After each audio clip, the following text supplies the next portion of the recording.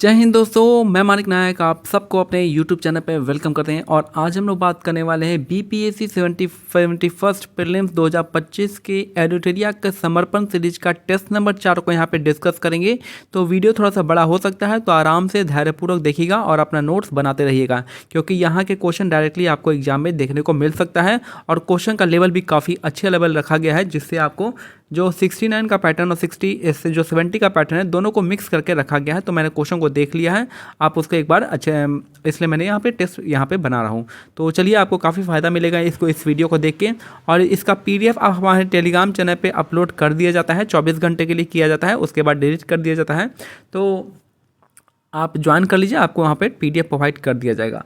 यहाँ देखिएगा, इसका जो मैंने खुद इसका जो है हमारे टेलीग्राम चैनल का लिंक जो है आपका, वो हमारे कमेंट सेक्शन में और साथ में डिस्क्रिप्शन सेक्शन दोनों जगह वहाँ पे अपलोड दिया गया है, आप उसको जाके देख सकते हैं। हालांकि मैंने भी जो BPSC 68, 69, 70 के प्रीलिम्स को क्वालिफाई किया है। तो आपको कोई भी डाउट होता है क्वेश्चन के रिगार्डिंग, किसी भी टाइप का डाउट होता है प्रीलिम्स के रिगार्डिंग, तो आप हमें टेलीग्राम चैनल पर अपने डाउट को पूछ सकते हैं। और मेंस के प्रिपरेशन में भी हम लोग एक साथ काम करेंगे। तो चलिए, पहले हम लोग प्रीलिम्स के पहले पड़ाव को पार करेंगे और उसके बाद हम लोग मेंस का बात करेंगे। तो पहला जो, चलिए यहाँ पे वीडियो का स्टार्ट करते हैं। पहला क्वेश्चन यहाँ पे देखेंगे। फर्स्ट क्वेश्चन है, क्वेश्चन यहाँ पे पहले कि भारत पर सबसे पहला सफल इस्लामिक आक्रमण मोहम्मद बिन कासिम का माना जाता है। मोहम्मद बिन कासिम किस देश का आक्रमणकारी था? तो ये कौन से देश से आया था? तो आपका अरब देश से आया था। तो भारत पर सबसे पहला जो पहला इस्लामिक अटैक था, वो था आपका मोहम्मद बिन कासिम का, और ये अरब से आया था। नेक्स्ट है क्वेश्चन नंबर 2, यहाँ पे दे रखा है कि महमूद गजनी के भारत पर आक्रमण यानी कि क्रमों को निम्नलिखित तथ्यों के संदर्भ में व्यवस्थित करना है। बताना है कि महमूद गजनी का अटैक सबसे पहले कहाँ कहाँ हुआ था। तो इसका ऑप्शन क्या है? ऑप्शन नंबर C इसका करेक्ट आंसर है, दूसरा का C हो जाएगा। तो सबसे पहले इसने पेशावर पर आक्रमण किया था, उसके बाद जो है आपका इसने पंजाब के क्षेत्र पर आक्रमण किया, उसके बाद नागरकोट पर हमला किया था। तो सबसे पहले पेशावर, फिर पंजाब, फिर नागरकोट हो जाएगा। तो ऑप्शन C इसका करेक्ट आंसर हो जाएगा। नेक्स्ट है, मोहम्मद गौरी के आक्रमण और किस वर्ष किया था? तो उस पर आपको मिलान करना है। तो यहाँ पे इसका भी आंसर क्या हो जाएगा? ऑप्शन नंबर, यहाँ पे देखिए, यहाँ पे दो ऑप्शन तो आप यहाँ से एलिमिनेट कर सकते हैं। दो ऑप्शन तो आपको पता होगा कि चंदावर का युद्ध आपका कब हुआ था? 1194 में हुआ था। और तराइन का दूसरा युद्ध आपका 1192 में हुआ था। चंदावर के युद्ध में उन्होंने जयचंद को हराया था मोहम्मद गौरी ने, और तराइन के द्वितीय युद्ध में पृथ्वीराज चौहान को हराया था। ये दोनों तो आपको फैक्ट याद ही होगा, और ये काफ़ी फेमस भी है। तो आप ये देख सकते हैं कि आपका डी का आपका 3 किस में है आपका यहाँ पे, और बी का 4 डी का 3 कहाँ पे है? तो आपका ऑप्शन नंबर C में देखने को मिलेगा। तो ऑप्शन नंबर C यहाँ पे करेक्ट आंसर हो जाएगा। तो फिर से देख लेते हैं, ऑप्शन नंबर C में आ गया आपका पाटन यानी गुजरात पर आक्रमण कब किया था? तो ये किया था 1178 में किया था। चंदावर का युद्ध आपका 1194 में हुआ था। मुल्तान पर आक्रमण जो हुआ था आपका 1175 में हुआ था, और तराइन का दूसरा युद्ध हुआ था 1192 में हुआ था। तो ऑप्शन C इसका करेक्ट आंसर हो जाएगा। नेक्स्ट यहाँ पे बताना है कौन सा यहाँ पे सही है। तो निम्नलिखित कथनों पर विचार करना है और यहाँ बताना है कौन सा यहाँ पे सही है पूछ रहा है। तो यहाँ पे जो ऑप्शन हो जाएगा आपका ऑप्शन B इसका करेक्ट आंसर हो जाएगा कि महमूद गजनी का अंतिम भारतीय आक्रमण जो आपका 1025 में नहीं हुआ था, ये 1027-28 के आसपास हुआ था। तो और ये पहला स्टेटमेंट आपका गलत है, ठीक है। तराइन के प्रथम युद्ध जो है 1191 में पृथ्वीराज चौहान का सेनापति अस्कंद था। तो तराइन के प्रथम युद्ध में पृथ्वीराज चौहान का सेनापति अस्कंद था, ये आपका सही है। मोहम्मद गौरी ने 1178 में गुजरात पर आक्रमण किया था और यहाँ के शासक भीमा द्वितीय को पराजित किया था, ये आपका गलत है कि भीमा द्वितीय ने मोहम्मद गौरी को हरा दिया था। तो यहाँ पे जस्ट इसको उल्टा कर दिया है कि भीम द्वितीय ने इसको, मोहम्मद गौरी ने भीमा द्वितीय को नहीं हराया था, जबकि भीमा द्वितीय ने मोहम्मद गौरी को हराया था। और चौथा है कि महमूद गजनी की सेना में सेवंद राय एवं तिलक जैसे हिंदुओं को उच्च पद प्राप्त था। तो आपको दूसरा एंड चौथा इसका करेक्ट आंसर हो जाएगा। पहला और तीसरा आपका गलत है, तो ऑप्शन B इसका करेक्ट आंसर हो जाएगा। भारत में गुलाम वंश की स्थापना की गई थी, कब की गई थी? तो याद रखना है कि ये जो हुआ था आपका मोहम्मद गौरी की हत्या के बाद हुआ था। तो भारत में गुलाम वंश की स्थापना की गई थी मोहम्मद गौरी की हत्या के बाद हुआ था। ऑप्शन D इसका करेक्ट आंसर हो जाएगा। नेक्स्ट है, रिक्त स्थान भरना है कि कुतुबुद्दीन ऐबक ने अपनी राजधानी को कहाँ बनाया था? तो कुतुबुद्दीन ऐबक ने अपनी राजधानी जो है आपका लाहौर में बनाया था।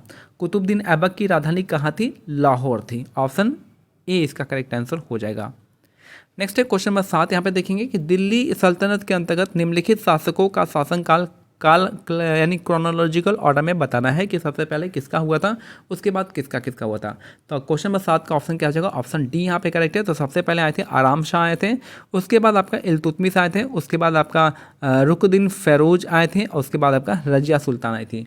तो क्वेश्चन नंबर 7 का ऑप्शन क्या है, ऑप्शन नंबर डी है। तो सबसे पहले थे हमारे कौन, तो सी थे आराम शाह, उसके बाद आए थे इल्तुतमिश, उसके बाद आपका रुकनुद्दीन फ़िरोज, और उसके बाद रजिया सुल्तान। तो ऑप्शन डी हो जाएगा। नेक्स्ट है, उसका वास्तविक नाम बहाउद्दीन था, वह इल्तुतमिश का गुलाम था, उसने तुर्कान चेहलगानी का विनाश किया तथा प्रस्तुत संदर्भ में किस शासक का उल्लेख हुआ है। तो जाहिर सी बात है कि चेहलगानी सिस्टम को किसने ख़त्म किया था, तो उसका नाम क्या आता है, उसका एक ही नाम आता है जो कि आपका बलबन आता है। तो बलबन कौन थे, इन्होंने ब्लड एंड आयरन पॉलिसी अपनाया था, आपको पता ही होगा। चाहे एक तो पैबोसा और सिजदा और पैबोसा वाला सिस्टम उसने स्टार्ट किया था। नौरोज के फेस्टिवल मनाने का भी इसने स्टार्ट किया था, ठीक है। और यहाँ पे जो है आपका बलबन इसका करेक्ट आंसर हो जाएगा कि यहाँ क्या था, उसका वास्तविक नाम बहाउद्दीन था, इल्तुतमिश का गुलाम था, उसने तुर्कान चेहलगानी का विनाश किया था। तो याद रखिए, तो तुर्कान चेहलगानी का विनाश किसने किया था, तो बलबन इसका करेक्ट आंसर हो जाएगा। यहाँ पे कथन और यहाँ पे आपको रीजनिंग असर्शन दिया हुआ है। तो चलिए देखते हैं यहाँ पे कि जो है अलाउद्दीन खिलजी ने बाजार नियंत्रण की नीति को लागू किया था। ये बात तो 100% सही है कि इसने मार्केट कंट्रोल सिस्टम को लागू किया था। नेक्स्ट क्यों किया था, रीजन यहाँ पे दे रखा है, उसके शासनकाल में मंगोल आक्रमण का खतरा काफ़ी बढ़ गया था। तो मंगोल आक्रमण का खतरा काफ़ी बढ़ गया था, इस वजह से उसने बाजार नियंत्रण की नीति को लागू किया था। तो ये कुछ जो है आपका जो आपका ऑप्शन दे रखा है यहाँ पे सही, इसका करेक्ट आंसर है कि ए और आर दोनों सही है तथा आर ए की सही व्याख्या है, ठीक है। तो अलाउद्दीन खिलजी ने बाजार नियंत्रण की नीति को लागू किया था क्योंकि उसके शासनकाल में मंगोल आक्रमण का खतरा काफ़ी बढ़ गया था, इस वजह से उसे बाजार नियंत्रण लागू करना पड़ा था। तो ऑप्शन ए इसका करेक्ट आंसर हो जाएगा। नेक्स्ट है, मोहम्मद बिन तुगलक की मृत्यु पर किस इतिहासकार ने यह व्यक्तित्व दिया था कि राजा को प्रजा से और प्रजा को राजा से मुक्ति मिली थी। तो ये जो है आपका किसने कहा था, ये तो कहा था आपका किसके लिए, मोहम्मद बिन तुगलक की मृत्यु पे कहा था, और ये जो कहने वाले थे आपका बदायूनी कहने वाले थे, ठीक है। तो मोहम्मद बिन तुगलक की मृत्यु पर किस इतिहासकार ने यह व्यक्तित्व दिया था कि राजा को प्रजा से और प्रजा को राजा से मुक्ति मिल गया है, तो बदायूनी ने यह बात कही थी। नेक्स्ट है, मोहम्मद बिन तुगलक के शासनकाल में अग्रलिखित घटनाओं पर विचार करना है। तो चलिए विचार करते हैं। पहला 3 स्टेटमेंट दे रखा है, उपरोक्त घटनाओं का क्रम क्या था, तो क्रम के अनुसार बताना है। तो 11 का हमारा आंसर क्या हो जाएगा, ऑप्शन बी इसका करेक्ट आंसर हो जाएगा कि सबसे पहले बी हुआ था, राजधानी परिवर्तन किया गया था। उसके बाद आपका जो है सांकेतिक मुद्रा का प्रचलन लाया था, और उसके बाद जो है खुर्सान एवं कराची अभियान लाया गया था। तो याद रखना, मोहम्मद बिन तुगलक के बारे में सबसे पहले क्या क्या हुआ था, तो सबसे पहले उसने राजधानी का परिवर्तन किया था, ठीक है। तो यहाँ पे सबसे पहले राजधानी परिवर्तन किया, उसके बाद जो है सांकेतिक मुद्रा का प्रचलन लाया, और उसके बाद खुर्सान और कराची अभियान इन्होंने स्टार्ट किया था। तो किसके बारे में, मोहम्मद बिन तुगलक के बारे में है। तो ऑप्शन बी इसका करेक्ट आंसर हो जाएगा। फिर जो यहाँ पे मिलान करना है। तो इसका जो मिलान है आपका, यहाँ पे मिलान कीजिए, इसका आंसर क्या हो जाएगा, इसका आंसर आपका ऑप्शन नंबर सी हो जाएगा कि रजिया जो है आपका ऑप्शन 2 हो जाएगा, गैर मुस्लिमों पर लगाया जाने वाला, सॉरी रजिया नहीं है, जजिया है यहाँ पे, कि जजिया जो होता था गैर मुस्लिमों पर लगाया जाने वाला कर होता था। खराज क्या था, खराज जो था आपका भूमि पर लगान जो लगाया जाता था उसको खराज कहते थे। जकात क्या होता था, तो जकात जो होता था मुस्लिमों पर लगाए जाने वाला टैक्स को, कर को जकात कहते थे। और खुम्स जो हो जाएगा आपका, ये आपका युद्ध में लूट का माल को खुम्स कहते थे। फिर से देख लीजिए, जजिया था गैर मुस्लिमों पर लगाए जाने वाला कर होता था। उसके बाद खराज जो होता है भूमि पर लगाया जाने वाला कर होता था। जकात मुस्लिमों पर लगाया जाने वाला कर होता था। और खुम्स जो था युद्ध में लूट का माल को खुम्स कहते थे। नेक्स्ट है, अब इंग्लिश में देख लेते हैं थोड़ा सा। The first successful Islamic invasion of India is believe to be that of Mohammad bin Qasim. माना जाता है कि पहला इस्लामिक जो इन्वेजन हुआ था वो आपका मोहम्मद बिन कासिम का हुआ था, और ये जो है कहाँ का इन्वेडर था, तो आपका अरेबिया का था। ऑप्शन बी इसका करेक्ट आंसर हो जाएगा। मोहम्मद गजनी की इन्वेजन कैंपेन को बताना है कि सबसे पहले कैसे कैसे क्या हुआ था। तो इन्होंने सबसे पहले जो है आपका पेशावर पे अटैक किया था, उसके बाद आपका इन्होंने पंजाब पे अटैक किया, उसके बाद जाके नागरकोट पे अटैक किया था। तो ऑप्शन नंबर सी इसका करेक्ट आंसर हो जाएगा। नेक्स्ट यहाँ पे मिलाना है कि यहाँ पे सबसे पहले क्या हुआ था, यहाँ पे बैटल ऑफ तराइन जो था 1192 का था। बैटल ऑफ चंदावड़ एक आपका हो जाएगा यहाँ पे 1194 हो जाएगा। अगर वही बात करते हैं अटैक जो पाटन पे अटैक हुआ था वो कहाँ पे हुआ था, तो तीसरा का ऑप्शन सी है। तो यह पाटन का जो अटैक हुआ था वो आपका हुआ था आपका 1100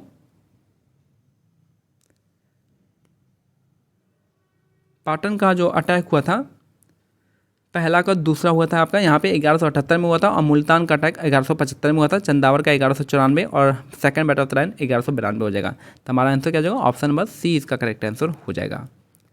नेक्स्ट है यहाँ पे मोहम्मद गजनी के बारे में है, कौन सा स्टेटमेंट यहाँ पे सही है। तो यहाँ पे 4 स्टेटमेंट दिया है, उनमें से बताना है कौन सा करेक्ट है। तो पहला था मोहम्मद गजनी लास्ट इन्वेजन जो था 1025 में नहीं था, 1027 के आसपास था, और ये तो पहला स्टेटमेंट गलत हो जाता है। फर्स्ट बैटल ऑफ तराइन में जो है पृथ्वीराज चौहान का कमांडर कौन था, स्कंद था, तो ये आपका सही है। मोहम्मद गौरी जो है गुजरात को इन्वेट करता है 1178 में, और जो है ruler defeated it's ruler Bhima द्वितीय को हरा देता है, जो कि आपका गलत है कि भीमा द्वितीय ने ही आपका मोहम्मद गौरी को हराता है उस युद्ध में। और यहाँ पे है कि हिंदू लाइक सेवानदरी एंड तिलक जो थे हाई पोजीशन हेल्ड करते थे मोहम्मद गजनी के आर्मी में। तो आपका ऑप्शन बी इसका करेक्ट आंसर है, दूसरा और चौथा आपका सही है। नेक्स्ट है स्लेव डायनेस्टी इस्टेब्लिश हुआ था किसके बाद। तो स्लेव डायनेस्टी इस्टेब्लिश हुआ था आपके मोहम्मद गौरी के असैसिनेशन के बाद हुआ था। ऑप्शन डी इसका करेक्ट आंसर हो जाएगा।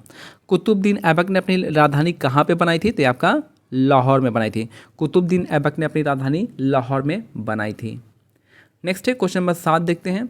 यहाँ पे बताना है कि यहाँ पे टाइम के अनुसार क्रोनोलॉजिकल ऑर्डर में बताना है। तो 7 का हमारा ऑप्शन क्या होता है, ऑप्शन डी दे रखा है कि सबसे पहले आराम शाह बने थे, उसके बाद आपका इल्तुतमिश बने, उसके बाद जो है आपका रुकनुद्दीन फिरोज बने थे, और उसके बाद जो है जाके रजिया सुल्तान बनी थी। तो यहाँ पे ऑप्शन डी हमारा करेक्ट आंसर हो जाएगा। नेक्स्ट है इसका रियल नेम क्या था, बहाउद्दीन था। He was a slave of Iltutmish, Iltutmish का स्लेव था। इसने तुर्कान चहलगानी सिस्टम को डिस्ट्रॉय कर दिया था। किसके बारे में है, तो बलबन के बारे में याद रखिएगा। बलबन इसका करेक्ट आंसर हो जाएगा, जिसने ब्लड एंड आयरन पॉलिसी अपनाया था। तो अलाउद्दीन खिलजी जो है आपका implemented the policy of market control. Alauddin Khilji ने मार्केट कंट्रोल पॉलिसी को अपनाया था, इंप्लीमेंट किया था। क्यों किया था, क्योंकि जो है इसके टाइम में जो है इसका थ्रेट बना रहता था, खतरा बना होता था मंगोल के अटैक का, इन्वेजन का कंसिडरेबली। तो यहाँ पे दोनों ही स्टेटमेंट क्या है, करेक्ट है, और ये है ए आर जो है ए को एक्सप्लेन भी करता है। नेक्स्ट है on the death of Mohammad bin Tughlaq. Mohammad bin Tughlaq के डेथ पे कौन सा हिस्टोरियन था, कहा था कि the king got freedom from the subject and the subject got freedom from the king. यानी किंग जो है प्रजा से आज़ाद हो गया, प्रजा जो है किंग से आज़ाद हो गई, ये बात कहा था बदाऊनी ने। ऑप्शन बी इसका करेक्ट आंसर हो जाएगा। नेक्स्ट है यहाँ पे बताना है कि मोहम्मद बिन तुगलक के बारे में क्या क्या है। तो सबसे पहले इसने कैपिटल को चेंज किया, उसके बाद जो है टोकन करेंसी को इंट्रोड्यूस किया, और फिर जो है खुर्सान और कराची एक्सपेडिशन करता है। तो यहाँ पे सबसे पहले BAC हो जाएगा। तो BAC हमारा ऑप्शन बी इसका करेक्ट आंसर हो जाएगा। 11 का ऑप्शन बी हो जाएगा। नेक्स्ट है लिस्ट को मिलाना है। जजिया क्या होता था, जजिया जो होता था 12, यहाँ पे जो है 12 का ऑप्शन क्या है, 12 का जो है ऑप्शन सी इसका करेक्ट आंसर हो जाएगा। जजिया जो है आपका यहाँ पे नॉन मुस्लिम पे लगाया जाने वाला टैक्स होता था।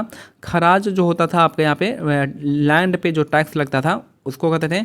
जकत जो होता था आपका मुस्लिमों पर लगाया जाने वाला टैक्स होता था। और खम्स जो होता था वार में जितना भी लूटा हुआ सामान था वो आपका खुम्स कहते थे, खम्स।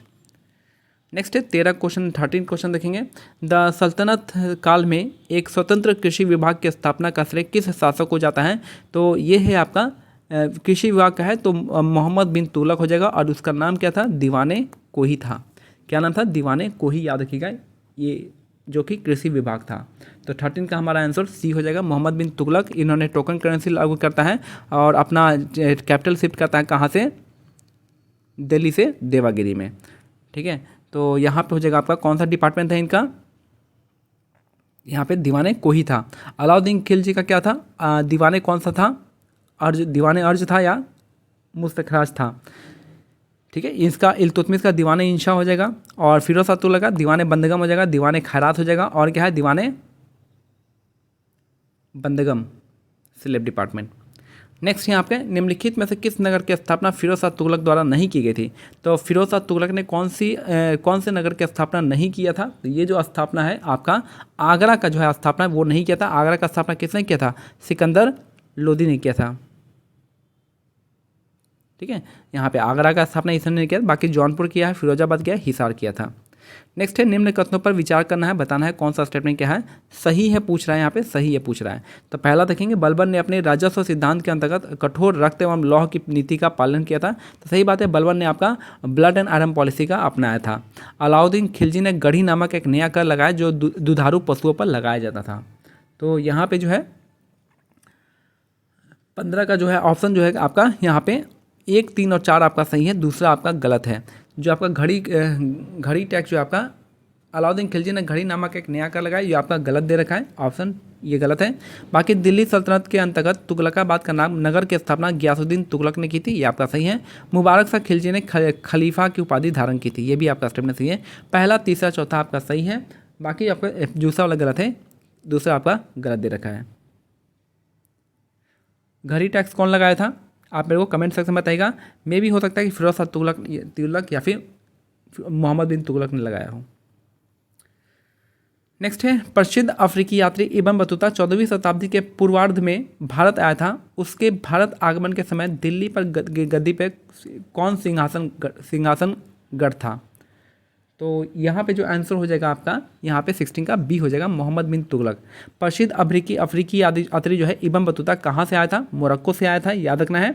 और इसने एक बुक लिखी थी जिसका नाम था रेहला बुक लिखी थी। और भारत आगमन के समय दिल्ली की गद्दी पे बैठा था, उस समय मोहम्मद बिन तुगलक के टाइम बैठा था। यहाँ पे एक चीज़ का लिया कि जो अलाउद्दीन खिलजी ने घड़ी नामक टैक्स लगाया था वो आपका घर के लिए लगाया था, हाउसेस के लिए लगाया था। घड़ी टैक्स जो था हाउसेस के लिए था, और जो दुधारू पशुओं पे लगाया जाने वाला टैक्स था वो आपका अलग टैक्स था। ठीक है, तो पहला स्टेप यहाँ पे गलत हो जाएगा। अलाउद्दीन खिलजी ने ही घड़ी नामक टैक्स लगाया था, तो ये आपका हाउस टैक्स जो था उसी को घड़ी टैक्स कहते थे, और ये जो है आपका घरों पर लगाया जाता था, ना कि दुधारू पशुओं पर लगाया जाता था। नेक्स्ट है यहाँ पे 17 नंबर देखेंगे कि रिक्त स्थानों की पूर्ति विकल्प में उचित शब्दों के आधार पर करना है। तो तैमूर लंग ने सुल्तान डैश के समय 1358 में दिल्ली पर आक्रमण किया था। तो तैमूर लंग जो है किसके टाइम में आया था, तो आपका नसीरुद्दीन महमूद तुगलक के टाइम में आया था। तो याद रखना है कि जो तैमूर लंग है, तैमूर ने सुल्तान नसीरुद्दीन महमूद तुगलक के समय 1398 में आपका दिल्ली पर आक्रमण किया था। ऑप्शन 20 का करेक्ट आंसर हो जाएगा। नेक्स्ट है, निम्नलिखित कथनों पर विचार कीजिए, इनमें से कौन सा कथन सही है। सैयद वंश की स्थापना जो है खिजिर खान ने किया था, ये आपका सही है। सैयद वंश की स्थापना जो है किसने किया था, तो आपका खिजिर खान ने किया था, याद रखना है। और वह तैमूर लंग का सेनापति था, तो ये आपका दोनों ही स्टेटमेंट सही है कि खिजिर खान जो था तैमूर लंग का सेनापति था। ऑप्शन सी इसका करेक्ट आंसर हो जाएगा। दिल्ली सल्तनत का कौन सा सुल्तान गुलरुखी शीर्षक से फारसी में कविताएं लिखता था। तो गुलरुखी शीर्षक से कौन फारसी में जो है आपका कविताएं लिखता था, ये थे आपके सिकंदर शाह लोदी हो जाएंगे। तो गुलरुखी किसका फेमस है, तो आपका सिकंदर शाह लोदी का फेमस है, ऑप्शन ए हो जाएगा। नेक्स्ट है, विजयनगर साम्राज्य की भाषा राजभाषा क्या थी। तो विजयनगर साम्राज्य की राजभाषा थी तेलुगु थी, संस्कृत मत लगा दीजिएगा। तो याद रखिएगा कि विजयनगर साम्राज्य की जो राजभाषा थी वो आपकी तेलुगु थी, ना कि संस्कृत थी। नेक्स्ट है क्वेश्चन नंबर देखेंगे, राक्षसी तांगड़ी का युद्ध जो आपका किस वर्ष लड़ा गया था। याद रखिएगा जो है जो राक्षसी तांगड़ी का युद्ध लड़ा गया था वो आपका 1565 में लड़ा गया था, जो आपका 1565। इसी को हम कौन सा कहते हैं, तो बैटल ऑफ तालीकोटा का युद्ध इसी को कहा जाता है, जहाँ पे विजयनगर एम्पायर जो है बुरी तरीके से हार जाता है बहमनी साम्राज्य से, और विजयनगर एम्पायर उसके बाद जो है हम्पी को है आपका खंडर बना दिया जाता है। ठीक है, तो राक्षसी तांगड़ी का युद्ध जो है किस वर्ष लड़ा गया था, तो 1565 में। इसी युद्ध को हम क्या कहते हैं, आपका बैटल ऑफ तालीकोटा कहते हैं। नेक्स्ट है, विजयनगर साम्राज्य की स्थापना के समय दिल्ली में किस वंश का शासन था। तो दिल्ली में किस वंश का शासन आया था, तो ये था आपका तुगलक वंश का था। जब विजयनगर साम्राज्य की स्थापना हुई थी तो उस समय दिल्ली का किस वंश का शासन था, तो आपका तुगलक वंश का शासन था। नेक्स्ट है यहाँ पे 23 नंबर बताना है, विदेशी यात्री किसके टाइम में आए थे, बताना है यहाँ पे, ये 23 का। तो 23 का जो आंसर हो जाएगा हमारा ऑप्शन नंबर सी यहाँ पे दे रखा है कि जो आपका निकोलो डी कॉन्टी थे वो आपका इटली से आए थे। डोमिंगो पास थे, कहाँ से आए थे, तब आपका भारत से आए थे। सॉरी, डोमिंगो पास का देखिए, निकोलो डी कॉन्टी तो इटली से आए थे, डोमिंगो पास पुर्तगाल से आए थे। अब्दुल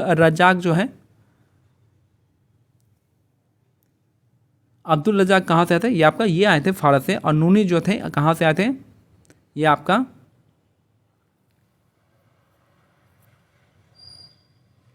देखिए इसका आंसर जो है आपका बता दूँ, ये आपका सी दे रखा है। ठीक है।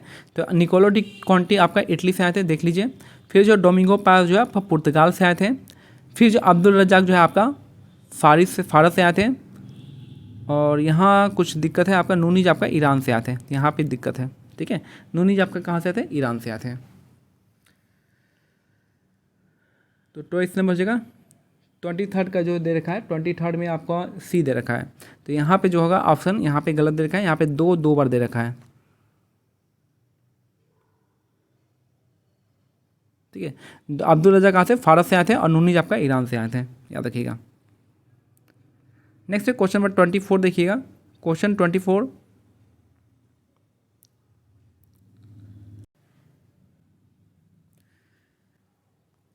निम्नलिखित कथनों पर विचार करना है कि कुल कितने कथन सही है। जब भी आपका 4 स्टेटमेंट वाला क्वेश्चन आएगा तो हमेशा आपको याद रखना है या तो 2 ऑप्शन सही है या फिर आपका 3 सही है।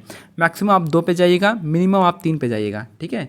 लेकिन आएगा तो इन्हीं दोनों में से आएगा, चारों के चारों कभी भी सही नहीं होगा और चारों में से कभी भी एक सही नहीं होगा, ठीक है।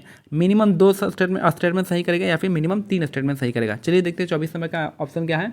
24 नंबर का आंसर जो दे रखा है आपका यहाँ पे चारों का चारों सही दे रखा है, ठीक है।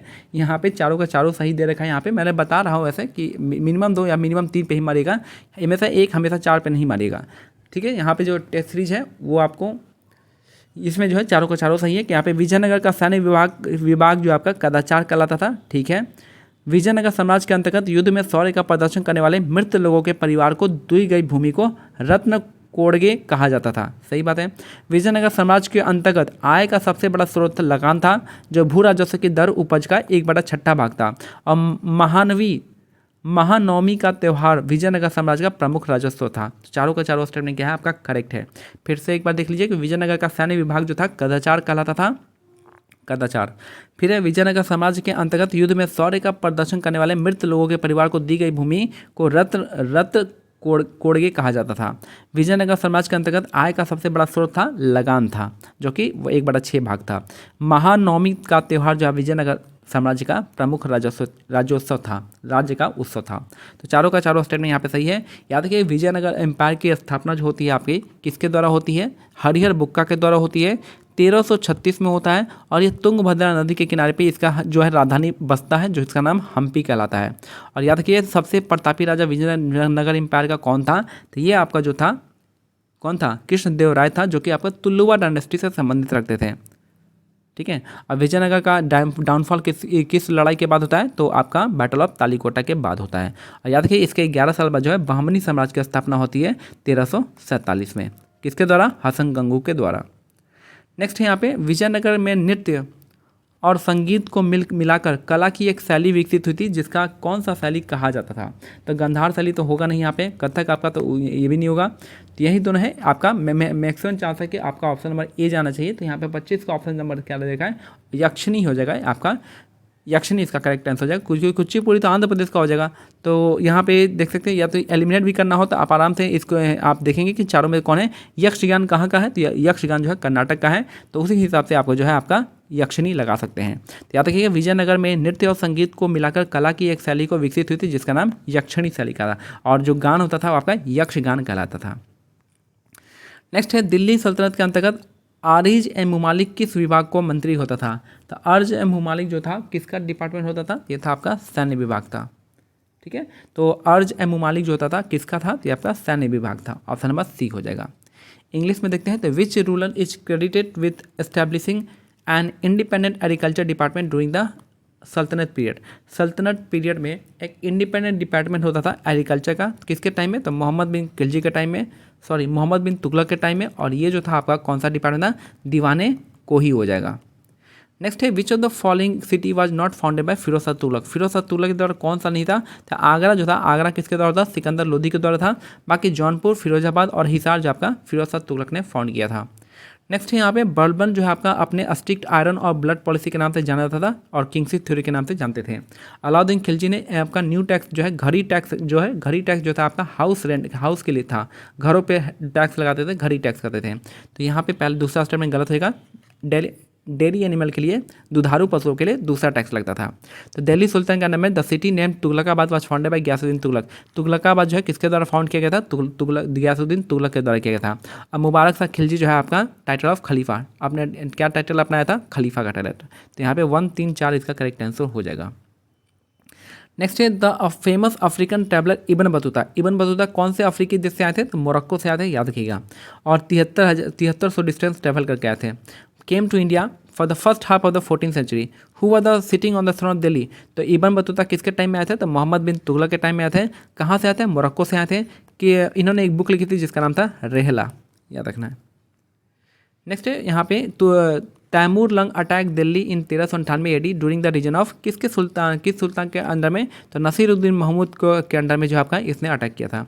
तो दिल्ली का सुल्तान कौन था? तो नसीरुद्दीन मोहम्मद तुगलक था, जिसके टाइम में तैमूर लंग ने अटैक किया था 1398 में। नेक्स्ट यहाँ पे बताना है कि जो करेक्ट स्टेटमेंट बताना है कि जो the founder of Syed dynasty जो थे कौन थे? खिजिर खान थे, याद रखना है। और जो ये जो किसका कमांडर था? तैमूर लंग का कमांडर था। तो दोनों ही स्टेटमेंट यहाँ पे करेक्ट हो जाएगा। नेक्स्ट है which sultan of Delhi Sultanat use to write poems in the Persia under the title Gulrukhi. Gulrukhi title से पोएम कौन लिखता था? तो सिकंदर शाह लोधी लिखते थे, ठीक है। सिकंदर शाह लोधी जो है गुलरुखी पोएम लिखते थे गुलरुखी टाइटल से। तो 19 का क्या हो जाएगा आपका? ऑप्शन नंबर ए इसका करेक्ट आंसर हो जाएगा। नेक्स्ट है what was the official language of Vijayanagara empire. Vijayanagara empire का ऑफिशियल लैंग्वेज क्या था? ये था आपका तेलुगु, ना कि संस्कृत। तेलुगु इसका करेक्ट आंसर हो जाएगा। नेक्स्ट है in which year was the battle of Rakshasi Tangri. तो राक्षसी टांगरी जो है का युद्ध कब होता है? तो 1565 में होता है। इसी युद्ध को क्या कहते हैं? बैटल ऑफ तालीकोटा, तालीकोटा का युद्ध कहा जाता है। नेक्स्ट है which dynasty ruled Delhi at the time of establishment of Vijayanagara empire. जब विजयनगर एम्पायर इस्टेब्लिश हुआ था तो उस समय जो है आपका कौन सा डायनेस्टी रूल कर रहा था? तो याद रखिए क्या होता था? आपका तुगलक डायनेस्टी रूल कर रहा था विजयनगर के इस्टेब्लिशमेंट के समय। अगर वही बोलेगा कि कृष्णदेवराय के समय में कौन सा रूलर था? तो आपका बाबर था, याद रखना, कृष्णदेवराय के टाइम में। नेक्स्ट है निकोलो डी कॉन्टी कहाँ से आए थे? तो निकोलो डी कॉन्टी आपका इटली से आए थे। डोमिंगो पास पोर्टुगल से आए थे। अब्दुल रजाक जो है पर्सिया से आए थे। और नूनीज आपका ईरान से आए थे। तो ये आप लिख लीजिएगा इसको।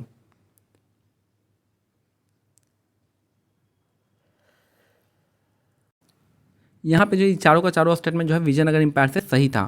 तो देख लेते हैं यहाँ पे द मिलिट्री डिपार्टमेंट जो था विजयनगर का, उसको हम क्या डंडा चारा कहते थे, ठीक है। तो यहाँ पे डंडा चारा अंडर विजयनगर एम्पायर में जो लैंड जो दिया जाता था, जो वार में शहीद हो जाते थे, उनको हम राता कोडागा कहते थे। और बिगेस्ट सोर्स इनकम का क्या था? वो आपका जो था आपका लगान था, जो कि कितना था? 1/6 था। और जो फेस्टिवल था मेन फेस्टिवल, तो महानवमी फेस्टिवल था, जो कि स्टेट फेस्टिवल था विजयनगर एम्पायर का। तो चारों का चारों स्टेटमेंट सही है। नेक्स्ट है आपका the style of art develop in Vijayanagara. एक जो है आर्ट डेवलप हुआ था विजयनगर टाइम में, एक स्टाइल ऑफ आर्ट। उस स्टाइल ऑफ आर्ट का क्या नाम था? तो जो क्या था? Combining the dance and music, dance और म्यूजिक था। ये था आपका यक्षिणी। नेक्स्ट है अंडर द दिल्ली सुल्तानेत अर्ज ए ममालिक क्या था? तो एक तरह का मिलिट्री डिपार्टमेंट था। अर्ज ए ममालिक क्या था? मिलिट्री डिपार्टमेंट था। नेक्स्ट है क्वेश्चन नंबर 27 देखेंगे। दिल्ली सल्तनत के अंतर्गत, थोड़ा सा इसको मैं बड़ा कर लूँ। दिल्ली सल्तनत के अंतर्गत मुसलमानों से लिया जाने वाला भूमि कर क्या कहलाता था? तो मुसलमानों से लिया जाने वाला भूमि कर क्या था? उश्र था। दिल्ली सल्तनत के अंतर्गत मुसलमानों से लिया जाने वाला भूमि कर क्या कहलाता था? उश्र कहलाता था। ऑप्शन ए हो जाएगा। नेक्स्ट है दिल्ली सल्तनत के अंतर्गत साम्राज्य का विभाजन अनेक प्रशासनिक इकाइयों में किया जाता था। उनका अवरोही क्रम क्या था? तो अवरोही क्रम बताइएगा। 28 का क्या हो जाएगा? ये था आपका ऑप्शन नंबर सी था।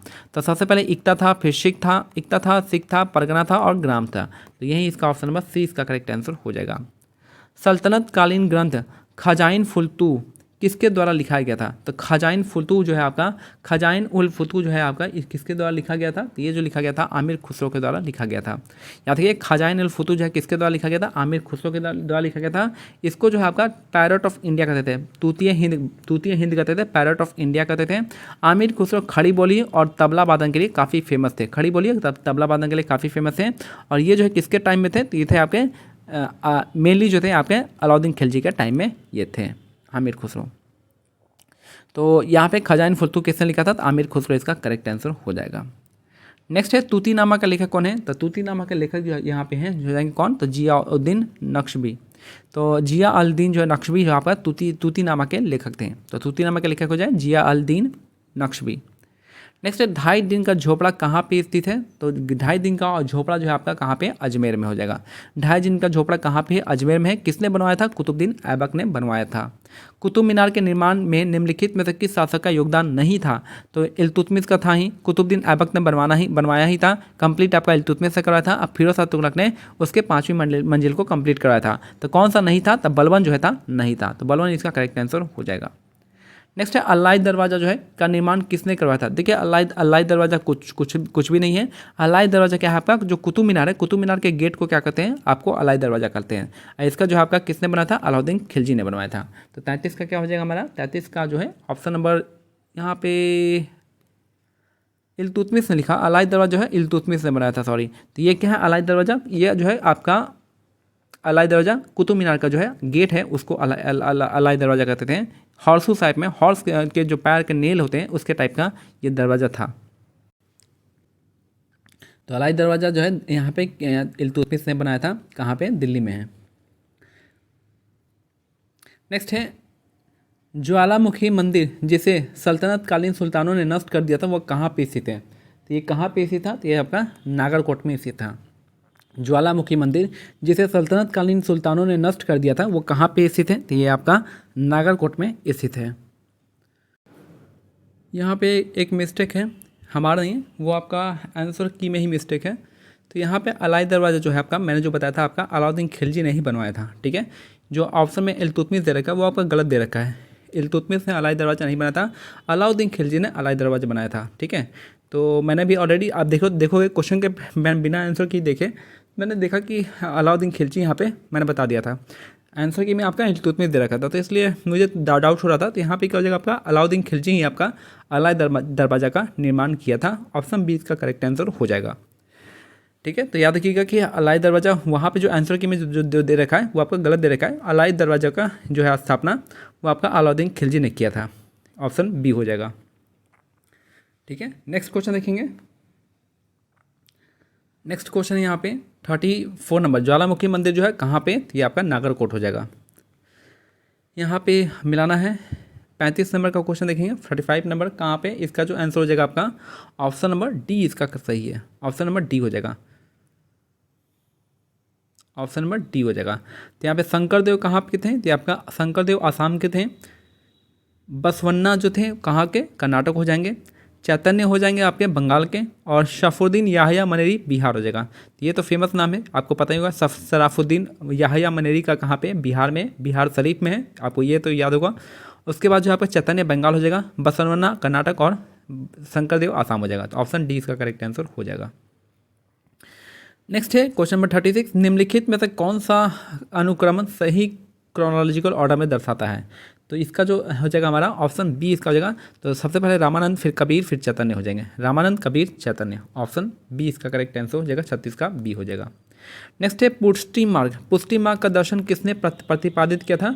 तो पुष्टि मार्ग के कौन थे? तो वल्लभाचार्य थे। आप कल देखोगे, कल मैंने एक परफेक्शन का कराया था, तो वहाँ पे बहुत सारे यहाँ पे क्वेश्चन यहाँ पे देखने को मिल सकता है। तो पुष्टि मार्ग का क्या था? आपका वल्लभाचार्य था। रामानुजन क्या है? रामानुजाचार्य का क्या हो जाएगा आपका? विशिष्ट अद्वैतवाद। शंकराचार्य का अद्वैतवाद। माधवाचार्य का आप मेरे को बताएंगे द्वैतवाद हो जाएगा। याद रखिएगा। पदावली किसके द्वारा लिखी गई है? तो पदावली जो है किसके द्वारा लिखी गई है? तो ये आपका हो जाएगा विद्यापति। पदावली जो है किसके द्वारा लिखा गया है? तो विद्यापति इसका करेक्ट आंसर हो जाएगा।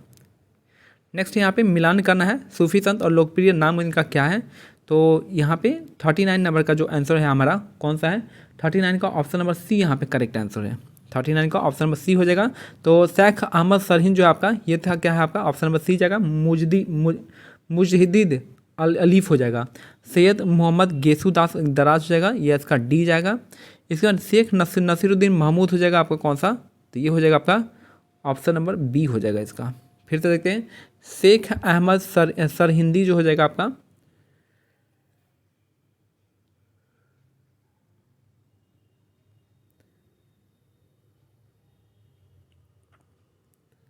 ठीक है। तो यहाँ पे देखो शेख अहमद सरहिंदी का कौन सा था? तो ये हमारा मुजदीद अलीफ हो जाएगा। सैयद मोहम्मद गेसू दराज हो जाएगा आपका कौन सा? तो ये डी हो जाएगा आपका बंदा नवाज। फिर शेख नसीरुद्दीन महमूद हो जाएगा आपका ये चिराग दिल्ली। और शेख निजामुद्दीन औलिया हो जाएगा आपका महबूब इलाही। महबूब इलाही आपका शेख निजामुद्दीन औलिया को कहते हैं। तो इसलिए हमारा आंसर क्या जाएगा, ऑप्शन ए हो जाएगा। तो देखिए इसमें से जो इंपॉर्टेंट वन है ये आपको याद होना ही पड़ेगा कि जो निजामुद्दीन औलिया है इसको हम क्या कहते हैं, तो महबूब इलाही कहते थे। और ये इंपॉर्टेंट है, काफ़ी इंपॉर्टेंट, इसको लिख लीजिएगा। तो शेख निजामुद्दीन औलिया को क्या कहते हैं, महबूब इलाही कहते थे। और नसीरुद्दीन महमूद हो जाएगा कौन सा, चिरागे दिल्ली हो जाएगा। इन दोनों नाम को आप याद कर लीजिएगा, बाकी कोई इंपॉर्टेंट नहीं है। नेक्स्ट है गुरु और उनके शिष्य के रिश्ते का सही अनुक्रम पहचानना है, कौन सा हो जाएगा। तो 40 का ऑप्शन क्या है, ऑप्शन सी यहाँ पे 2 और 3 आपका सही है। तो बख्तियार काकी, बाबा फरीद, निजामुद्दीन औलिया। और दूसरा है आपका, तीसरा है आपका बाबा फरीद, निजामुद्दीन औलिया, शेख सलीम चिश्ती हो जाएगा। तो बख्तियार काकी के गुरु कौन है, बाबा फरीद, बाबा फरीद हो जाएंगे निजामुद्दीन औलिया के। फिर बाबा फरीद जो है निजामुद्दीन औलिया, फिर शेख सलीम चिश्ती। तो दूसरा और तीसरा आपका सही है। नेक्स्ट है गलत मिलान की पहचान करना है। गलत मिलान की पहचान करना है, इनमें से कौन सा गलत है यहाँ पे 41 का। तो 41 के यहाँ पे जो है आपका चिश्ती जो आपका दिल्ली और उत्तर का दोआब क्षेत्र में आता है। फिरदौसी आपका बिहार में हो जाएगा, फिरदौसी संप्रदाय। कादरी जो हो जाएगा उत्तर प्रदेश और दक्कन का हो जाएगा। सत्तारी जो है आपका राजस्थान, ये आपका गलत है, यही आपका गलत है। तो यही हमारा आंसर हो जाएगा। तो यही कौन सा है आपका, ये गलत है। नेक्स्ट है निम्नलिखित में से कौन सा सूफी संप्रदाय बिहार तक सीमित है। तो ये कौन सा जगह, फिरदौसी हो जाएगा, फिरदौसी। तो बिहार तक सीमित था कौन सा, हमारा फिरदौसी हो जाएगा। ऊपर ही हम लोग देखेंगे क्वेश्चन में। चलिए इंग्लिश में देखते हैं यहाँ पे कि व्हाट वाज द, आप भी रिवीजन कर लो। What was the land tax collected from the Muslim under the Delhi Sultanat. Delhi सल्तनत में मुस्लिम से जो लिया गया लैंड टैक्स है उसको क्या कहते थे, उशर कहते थे, उशर। ऑप्शन ए हो जाएगा। नेक्स्ट है under the Delhi Sultanate the empire was divided into several administrative unit. तो दिल्ली सल्तनत में एडमिनिस्ट्रेट बहुत जो एम्पायर था अलग अलग एडमिनिस्ट्रेटिव यूनिट में डिवाइडेड था। तो उसका अरेंज बताना है डिसेंडिंग ऑर्डर में। तो डिसेंडिंग ऑर्डर में इसका क्या हो जाएगा, तो यहाँ पे आपका इक्ता हो जाएगा, सिख हो जाएगा, फिर परगना हो जाएगा, फिर आपका विलेज हो जाएगा। नेक्स्ट है खजान और फतूह बुक किसके द्वारा लिखा गया है, तो आपका आमिर खुसरो इसका करेक्ट आंसर हो जाएगा। खजान और फतूह बुक जो है आमिर खुसरो के द्वारा लिखा गया है। नेक्स्ट है who was the author of the Tutinama. Tutinama के ऑथर कौन है, तो जिया अल दीन नक्शबी। तो यहाँ पे ऑप्शन सी इसका करेक्ट आंसर हो जाएगा। नेक्स्ट है वेयर इज 2.5 दिन का झोपड़ा। 2.5 दिन का झोपड़ा कहाँ पे लोकेटेड है, तो आपका अजमेर शरीफ में। तो 2.5 दिन का झोपड़ा कहाँ पे, अजमेर इसका करेक्ट आंसर हो जाएगा। Which of the following ruler didn't contribute to the construction of Qutub Minar. Qutub Minar बनाने में किस रूलर का कंट्रीब्यूट नहीं रहा है, तो आपका जो है इल्तुतमिश ने तो आपका कंप्लीट करवाया था, ऐबक ने स्टार्ट करवाया था, फिरोज शाह तुगलक ने इसकी 5वीं मंजिल बनाई थी। तो बलबन इसका करेक्ट आंसर हो जाएगा। तो अलाई दरवाजा जो है आपका किसने बनवाया था, तो अलाउद्दीन खिलजी ने बनवाया था। याद रखिएगा अलाउद्दीन खिलजी ने अलाई दरवाजा का निर्माण किया था ना कि देखिए इल्तुतमिश नहीं है, याद रखिएगा इल्तुतमिश ने नहीं किया था। ज्वालामुखी टेम्पल कहाँ पे, तो ज्वालामुखी टेम्पल जो आपका नागरकोट हो जाएगा। Where is the Jwalamukhi temple which was destroyed by the sultan of sultanate period. तो ये था आपका नागरकोट, इसका करेक्ट आंसर हो जाएगा। नेक्स्ट यहाँ पे मिलान करना है। तो यहाँ पे जो 35 का आंसर क्या हो जाएगा, 35 का जो आंसर हो जाएगा आपका वो है ऑप्शन नंबर डी हो जाएगा। तो यहाँ पे शंकरादेव जो है कहाँ के थे, शंकरदेव जो थे आसाम के थे, सत्तीरा डांस से संबंधित थे, याद रखना है। बसवन्ना आपका कर्नाटक से थे, चैतन्य आपका बंगाल, और सफरुद्दीन याहिया मनेरी हो जाएगा बिहार हो जाएगा। तो यहाँ पे ऑप्शन सी। तो यहाँ पे हमारा क्या हो जाएगा, ऑप्शन नंबर डी इसका करेक्ट आंसर हो जाएगा। नेक्स्ट देखेंगे हम लोग यहाँ पे विच of the following sequence indicate the correct chronological order. तो बताना है कौन सा क्रोनोलॉजिकल ऑर्डर में इंडिकेट करता है। तो 36 का जो आंसर हो जाएगा हमारा कौन सा, तो यहाँ पे बी हो जाएगा, रामानंद कबीर एंड चैतन्य हो जाएगा। ऑप्शन बी हो जाएगा। तो सबसे पहले रामानंद, फिर कबीर, फिर चैतन्य। नेक्स्ट है who propounded the philosophy of Pushtimarg. Pushtimarg के कौन है, तो आपका वल्लभाचार्य हो जाएगा, पुष्टिमार्ग हो जाएगा वल्लभाचार्य। नेक्स्ट है पदावली को किसके द्वारा लिखा गया है, तो पदावली जो है आपका विद्यापति के द्वारा लिखा गया है। पदावली वाज रिटन बाय विद्यापति। फिर जो है सैक्स यहाँ पे मिलान करना है 39 का। 39 का जो है आपका ऑप्शन नंबर क्या सही है, तो ऑप्शन नंबर 39 का सी सही है। तो यहाँ पे देखिए यहाँ पे शेख अहमद सरही जो है आपका ये हो जाएंगे आपके मुजाहिद अलीफ हो जाएगा। सैयद मोहम्मद गेसुद दराज का हो जाएगा बंदा नवाज। फिर जो है आपका शेख नसीरुद्दीन महमूद आपका हो जाएगा चिराग दिल्ली, और निजामुद्दीन औलिया हो जाएंगे आपके महबूब इलाही। तो ऑप्शन नंबर सी इसका करेक्ट आंसर हो जाएगा। इसमें मिलान करना है 40 का। 40 का यहाँ पे सी आंसर सही है कि दूसरा और तीसरा जो है आपका करेक्ट है। तो कौन कौन सा है, बख्तियार काकी, बाबा फरीद और निजामुद्दीन औलिया। ये बाबा फरीद, निजामुद्दीन औलिया और शेख अहमद सरही, शेख सलीम चिश्ती। तो ये आपका ऑप्शन 2 एंड 3 इसका करेक्ट आंसर हो जाएगा। तो सिंपल सा आपको याद लिखना है कैसे कैसे। तो पहले बख्तियार काकी, फिर बाबा फरीद, फिर निजामुद्दीन औलिया, उसके बाद सलीम चिश्ती, शेख सलीम चिश्ती। नेक्स्ट यहाँ पे कौन सा यहाँ पे गलत मिलान करना है, इनकरेक्ट पेयर को बताना है। तो आपका सुतारी आपका ये वाला गलत है, बाकी आपका तीनों सही है, तीनों सही है। कि फिरदौसी सिलसिला कहाँ पे, बिहार में। Which of the following Sufi order restricted to Bihar, Bihar तक रेस्ट्रिक्टेड कौन सा था, बिहार तक जो रेस्ट्रिक्टेड था वो आपका फिरदौसी सिलसिला था, फिरदौसी इसका करेक्ट आंसर हो जाएगा। नेक्स्ट है 43 नंबर देखना है, 43 का कौन सा हो जाएगा। तो यहाँ पे सूफी शब्द और अर्थ पूछ रहा है, इसका क्या हो जाएगा। तो 43 का आंसर हो जाएगा बी हो जाएगा, बी। तो बी हो जाएगा आपका। पहला का हो जाएगा शेख का क्या होता है, शेख मतलब होता है यहाँ पे आध्यात्मिक शिक्षक हो जाएगा। दूसरा जो मुरीद का हो जाएगा शिष्य, मुरीद मतलब शिष्य हो गया। तीसरा खानका क्या हो जाएगा, धर्मशाला हो जाएगा। और फना जो होगा आत्मा विनाश हो जाएगा। तो फिर से देखिए शेख क्या है, शेख आपका आध्यात्मिक शिक्षक हो जाएगा। फिर जो है आपका मुरीद आपका शिष्य हो जाएगा। फिर है आपका खनका आपका धर्मशाला हो जाएगा। और फना हो जाएगा आत्म विनाश हो जाएगा, फना। नेक्स्ट है दारा शिको शाहजहाँ का पुत्र है, किस सूफी संप्रदाय से संबंधित था। तो दारा शिको किस सूफी संप्रदाय से संबंधित था, तो था आपका फिरदौसी संप्रदाय से। तो 44 का यहाँ पे 44 का सी है, फिरदौसी नहीं होगा, आपके यहाँ पे कादरी संप्रदाय से होगा, ठीक है। तो 44 का क्या हो जाएगा, 44 का सी इसका करेक्ट आंसर हो जाएगा। तो दारा शिको किस शाहजहाँ का पुत्र था, किस सूफी संप्रदाय से था, तो आपका कादरी इसका करेक्ट आंसर हो जाएगा, कादरी सिलसिले से संबंधित था। फिरदौसी तो बिहार में था। निम्नलिखित में से किस गुरु ने गुरुमुखी की शुरुआत की थी। तो गुरुमुखी की शुरुआत करने वाले कौन थे, तो गुरुमुखी की शुरुआत करने वाले होते आपके गुरु अंगद थे। तो गुरुमुखी की शुरुआत करने वाले थे गुरु अंगद हो जाएंगे, याद रखना है। नेक्स्ट, किस सिख गुरु की हत्या इस्लाम स्वीकार न करने के कारण औरंगजेब ने कर दी थी। तो औरंगजेब ने किसका हत्या किया था, तो गुरु तेग बहादुर का किया था। किसका, तो गुरु तेग बहादुर हो जाएगा। तो औरंगजेब ने आपका गुरु तेग बहादुर का हत्या किया था। नेक्स्ट है, किसके शासनकाल के दौरान छठे सिख गुरु हरगोविंद को ग्वालियर किले में कैद किया गया था। तो ग्वालियर किले में कैद किया गया था आपका शाहजहाँ के टाइम में। किसके शासनकाल के दौरान छठे सिख गुरु हरगोविंद को ग्वालियर किले में कैद किया गया था, तो शाहजहाँ के टाइम में। शिवाजी की अष्टप्रधान में गलत कथन को पहचाना है। तो गलत कथन बताना है शिवाजी के अष्टप्रधान में। तो 48 का जो आपका यहाँ पे क्या हो जाएगा, आपका पहला आपका शिवाजी को अष्टप्रधानों से सहायता मिलती थी, क्योंकि उनका दायित्व प्रशासन और शासन में के मामले में शिवाजी को सलाह देना था। तो पहला तो सही है कि जाहिर बात है सहायता मिलती थी, इसलिए वो क्या क्या सलाह देते थे। दूसरा है, वे मंत्रिमंडल के रूप में सामूहिक जिम्मेदारी के साथ मंत्री परिषद के रूप में कार्य करते थे। सामूहिक जिम्मेदारी नहीं होती थी, यहाँ पे ये गलत दे रखा है। अष्टप्रधान 8 मंत्रियों की परिषद थी जो मराठा साम्राज्य का प्रशासन करती थी, ये सही है। अष्टप्रधान में शामिल है पंत प्रधान यानी पेशवा, फिर जो है आपका अमात्य जो कि मजूमदार, फिर मंत्री, वाक्यान्वीस, असुमंत, दबीर और अन्य थे। तो अष्टप्रधान में शामिल थे, पेशवा थे, आपके मजूमदार थे, फिर वाक्यान्वीस थे और दबीर थे, ये सारे थे।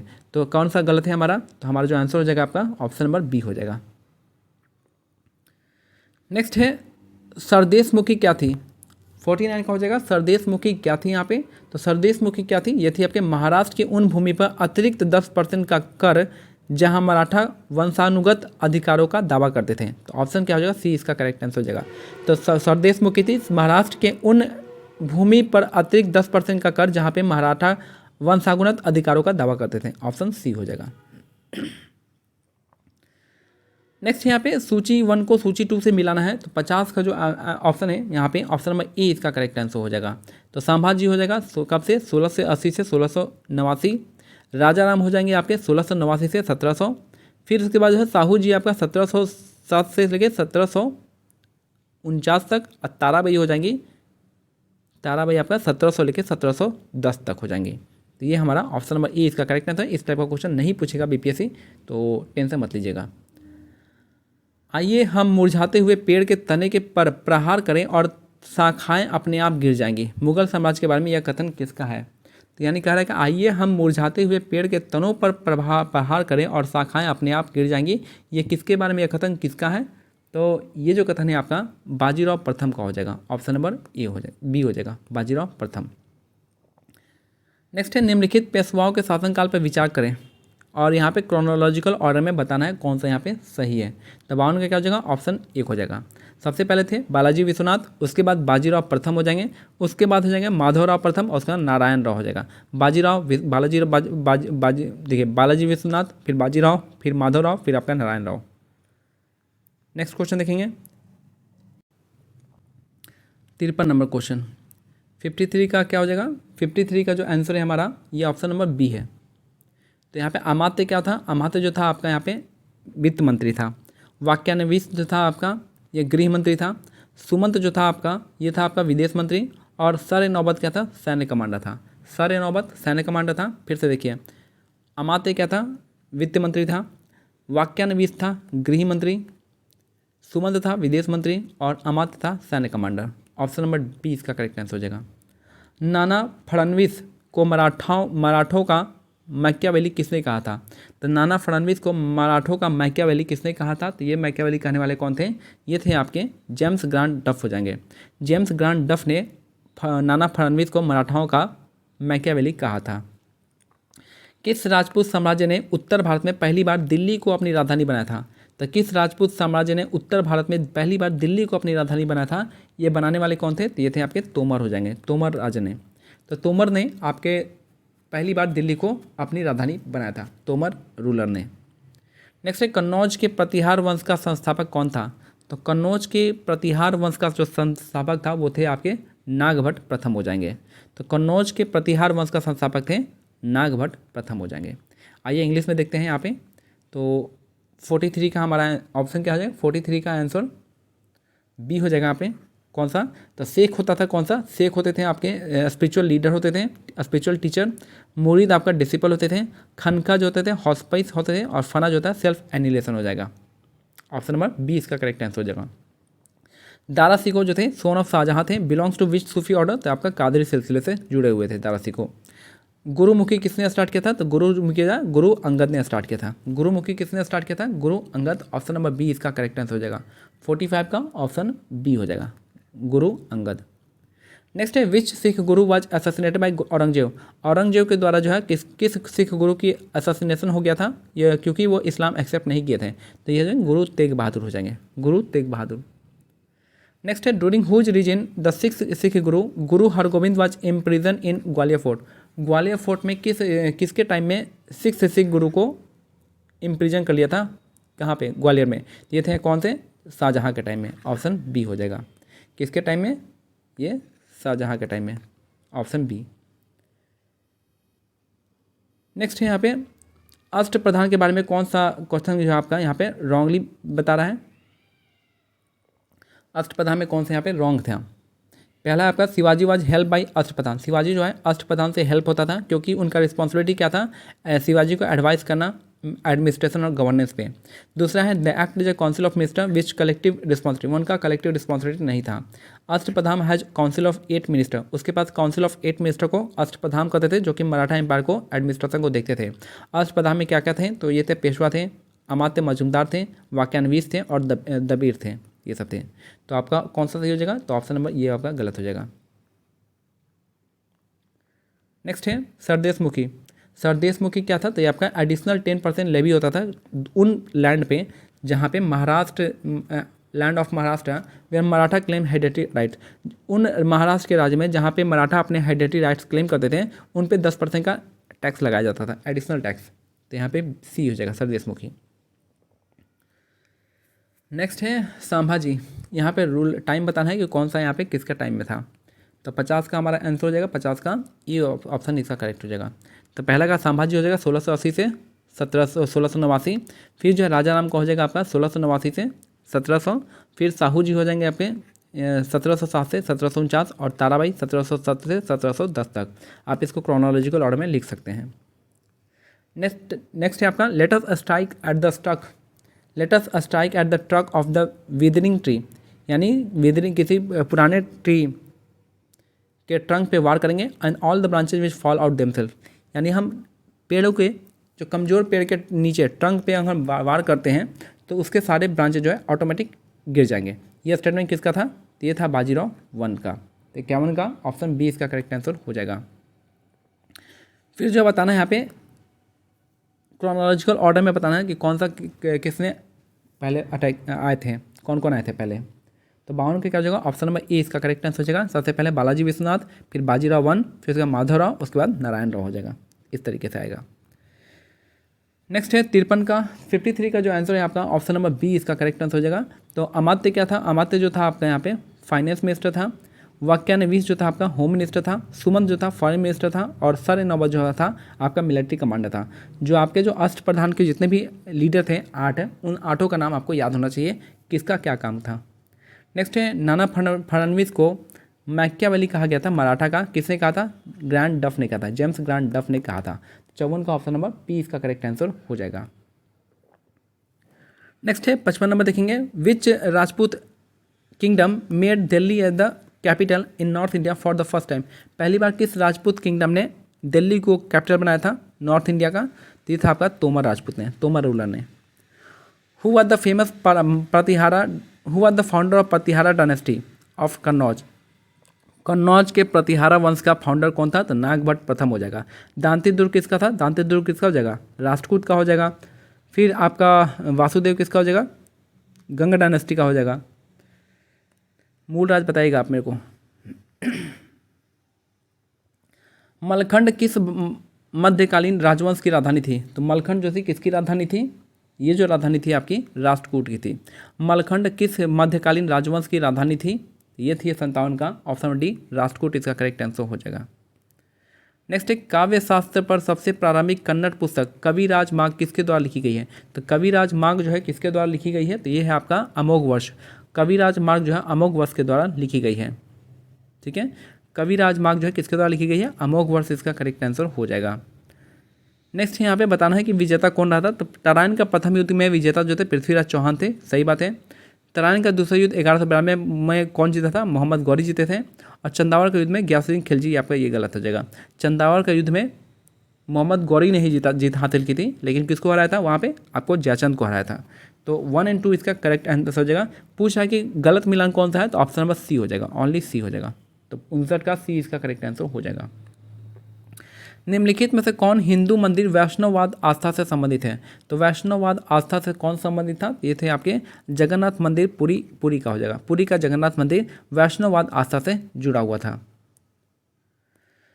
नेक्स्ट है बाबर की जीत को मुगल साम्राज्य की शुरुआत के रूप में देखा जाता है, लेकिन भारत की निम्नलिखित में से कौन सी आंतरिक कमजोरी इस प्रक्रिया में सबसे निर्णायक साबित हुई, तो आंतरिक कमजोरी क्या थी, आंतरिक कमजोरी यही थी कि क्या थे, भारत का राजनीतिक विखंडन और स्थानीय शासकों के बीच में प्रतिद्वंदिता हुई थी, तो इसी वजह से आपका वो लोग आ गए थे। तो ऑप्शन डी इसका करेक्ट आंसर हो जाएगा। मध्यकालीन काल के दौरान निम्नलिखित घटनाओं पर विचार करना है, तो यहाँ पे क्रोनोलॉजिकल ऑर्डर में इसको ही बताना है। तो यहाँ बताना है कि 62 का कौन सा हो जाएगा हमारा, ऑप्शन नंबर ई हो जाएगा। सबसे पहले क्या हुआ था, पहले हुआ था कन्नौज या बेलग्राम का युद्ध हुआ था, जिसमें शेर शाह सूरी ने हुमायूं को हराया था। इसके बाद जो है पहला हुआ था खानवा का युद्ध, जहाँ पे बाबर ने राणा संगा को हराया था। इसके बाद जो है तीसरा जो हुआ था पानीपत का प्रथम युद्ध, ये कैसे दे रखा है यार, पानीपत का प्रथम युद्ध खानवा का युद्ध 1526 27 में हुआ था। पानीपत का प्रथम युद्ध 1526 में हुआ है। घाघरा युद्ध लास्ट में हुआ है। तो आई थिंक यहाँ पे दूसरा पहले आएगा। तो 62 का क्या आंसर है यहाँ पे, 62 का आंसर यहाँ पे दे रखा है, ऑप्शन नंबर ए दे रखा है। कन्नौज का युद्ध हुआ था 1540 में हुआ था। पानीपत का प्रथम युद्ध 1526 में हुआ था। खानवा का युद्ध 1527 में हुआ था। ये है 1528-29 का, 28-29 के आसपास हुआ था। तो यहाँ पे हमें 1526 सबसे पहले पानीपत का युद्ध था, तो पहला दो हो जाएगा, दो इन दोनों में है। उसके बाद जो है आपका 2 के बाद 1 आएगा, तो हमारा ऑप्शन नंबर ए हो जाएगा। तो पहला ऑप्शन नंबर ए हो जाएगा हमारा, ये इसका करेक्ट आंसर हो जाएगा। 62 का आपका ऑप्शन नंबर ए दे रखा है यहाँ पे भी। नेक्स्ट है यहाँ पे मध्यकालीन काल के बारे में निम्नलिखित कथनों पर विचार करना है। तो यहाँ पे बताना है कि सही उत्तर को चुनेंगे। तो 63 का जो आंसर है हमारा, आंसर दे रखा है ऑप्शन नंबर बी इसका दे रखा है कि चौसा का युद्ध अकबर और शेरशाह के सूरी के बीच, ये आपका गलत है। उस समय अकबर कहाँ से था, उस समय क्या था, हुमायूं हो जाएगा। चौसा का युद्ध हुमायूं और अकबर के शेरशाह सूरी के बीच में था। जहाँ पे 1539 में चौसा का युद्ध हुआ था। गुलबदम बेगम ने हुमायूं की जीवनी हुमायूंनामा लिखी है, ये आपका सही है। और बाबर ने अपनी आत्मकथा तुझे के बाबरी तुर्की लैंग्वेज में लिखा हुआ है। तो दोनों ही स्टेप में सही है, आपका तीसरा वाला गलत है। तो ऑप्शन बी इसका करेक्ट आंसर हो जाएगा। मुगल सम्राट हुमायूं की मृत्यु का कारण क्या था? मुगल सम्राट हुमायूं की मृत्यु का कारण क्या था यहाँ पे? तो इसका जो मुगल कारण था आपका, वह नीचे उतरते समय अपने पुस्तकालय की सीढ़ी से गिर गया था। तो ऑप्शन डी इसका करेक्ट आंसर हो जाएगा।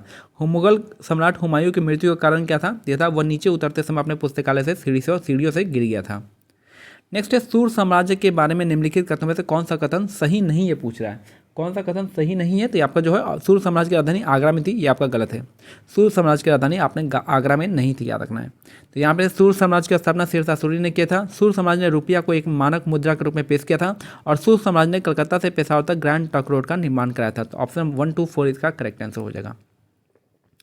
नेक्स्ट है, प्रशासनिक इकाई जो है 66 का कौन सा सही है? तो 66 का हो जाएगा आपका ऑप्शन नंबर ए आपका सही है। तो यहाँ पे जो इक्ता प्रथा है, इक्ता किसके द्वारा था? इक्ता जो होता है आपका हकीम हो जाएगा।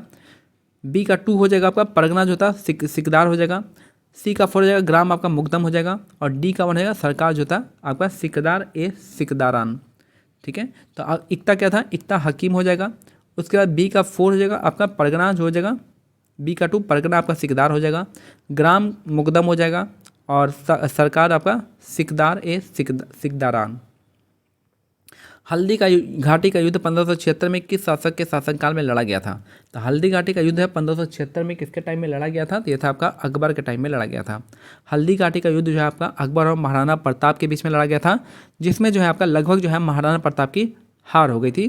तो 1576 इसका करेक्ट आंसर हो जाएगा। हल्दी घाटी का युद्ध अकबर और महाराणा प्रताप के बीच में हुआ था।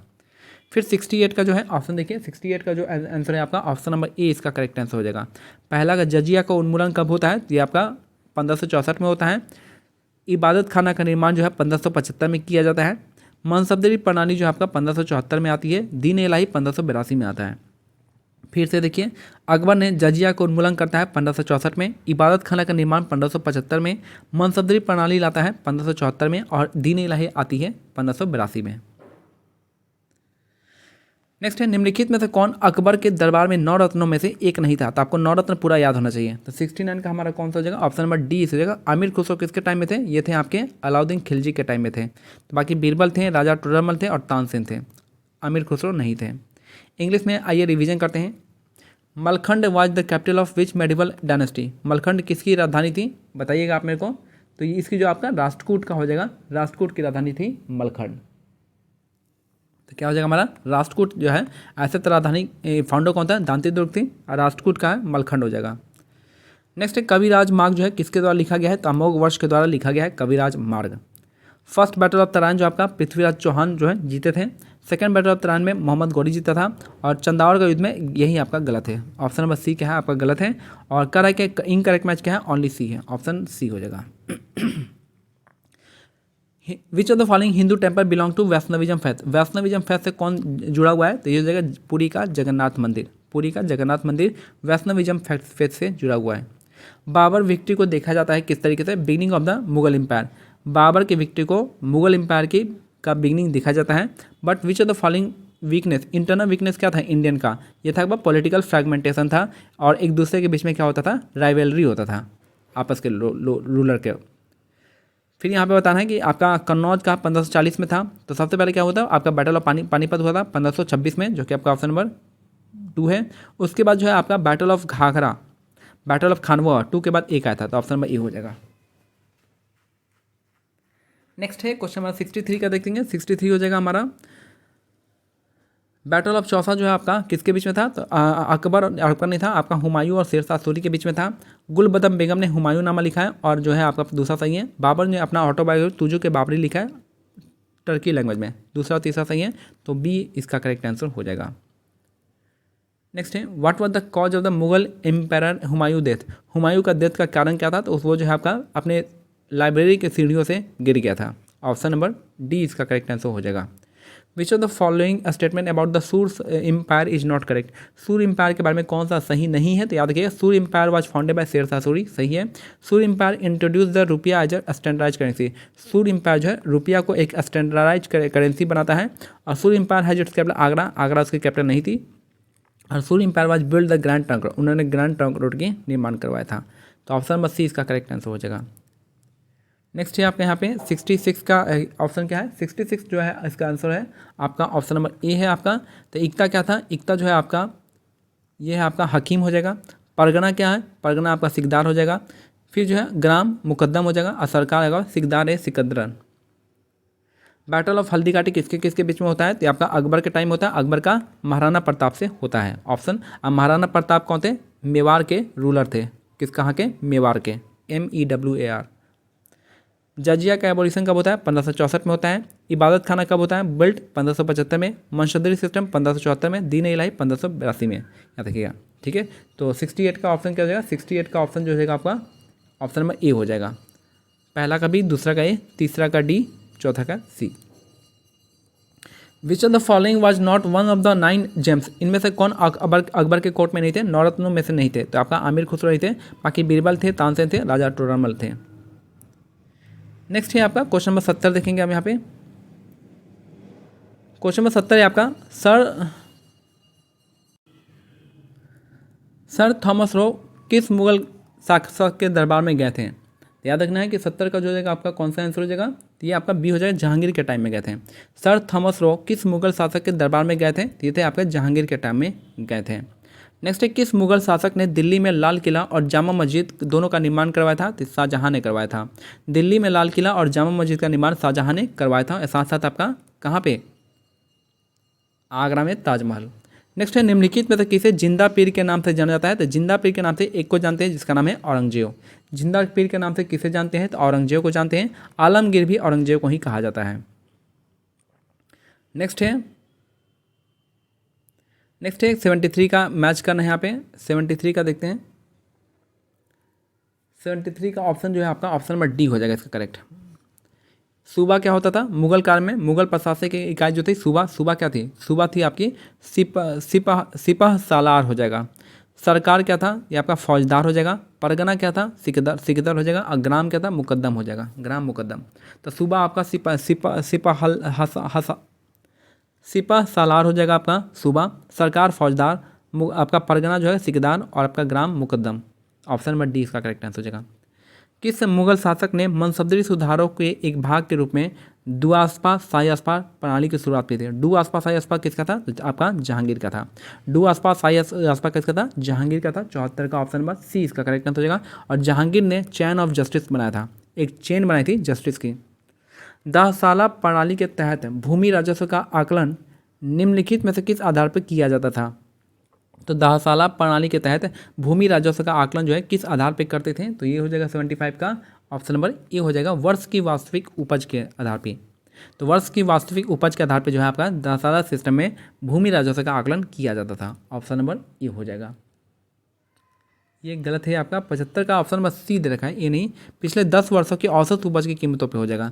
10 साला प्रणाली जो हो जाएगा आपका पिछले 10 वर्षों की औसत उपज की कीमतों पे होगा, ठीक है। फिर से देखिए, 10 साला प्रणाली के तहत भूमि राजस्व का आकलन निम्नलिखित में से किस आधार पर किया जाता था, तो 75 का ऑप्शन जो दे रखा है सी दे रखा है कि पिछले 10 वर्षों की औसत उपज की कीमतों पर।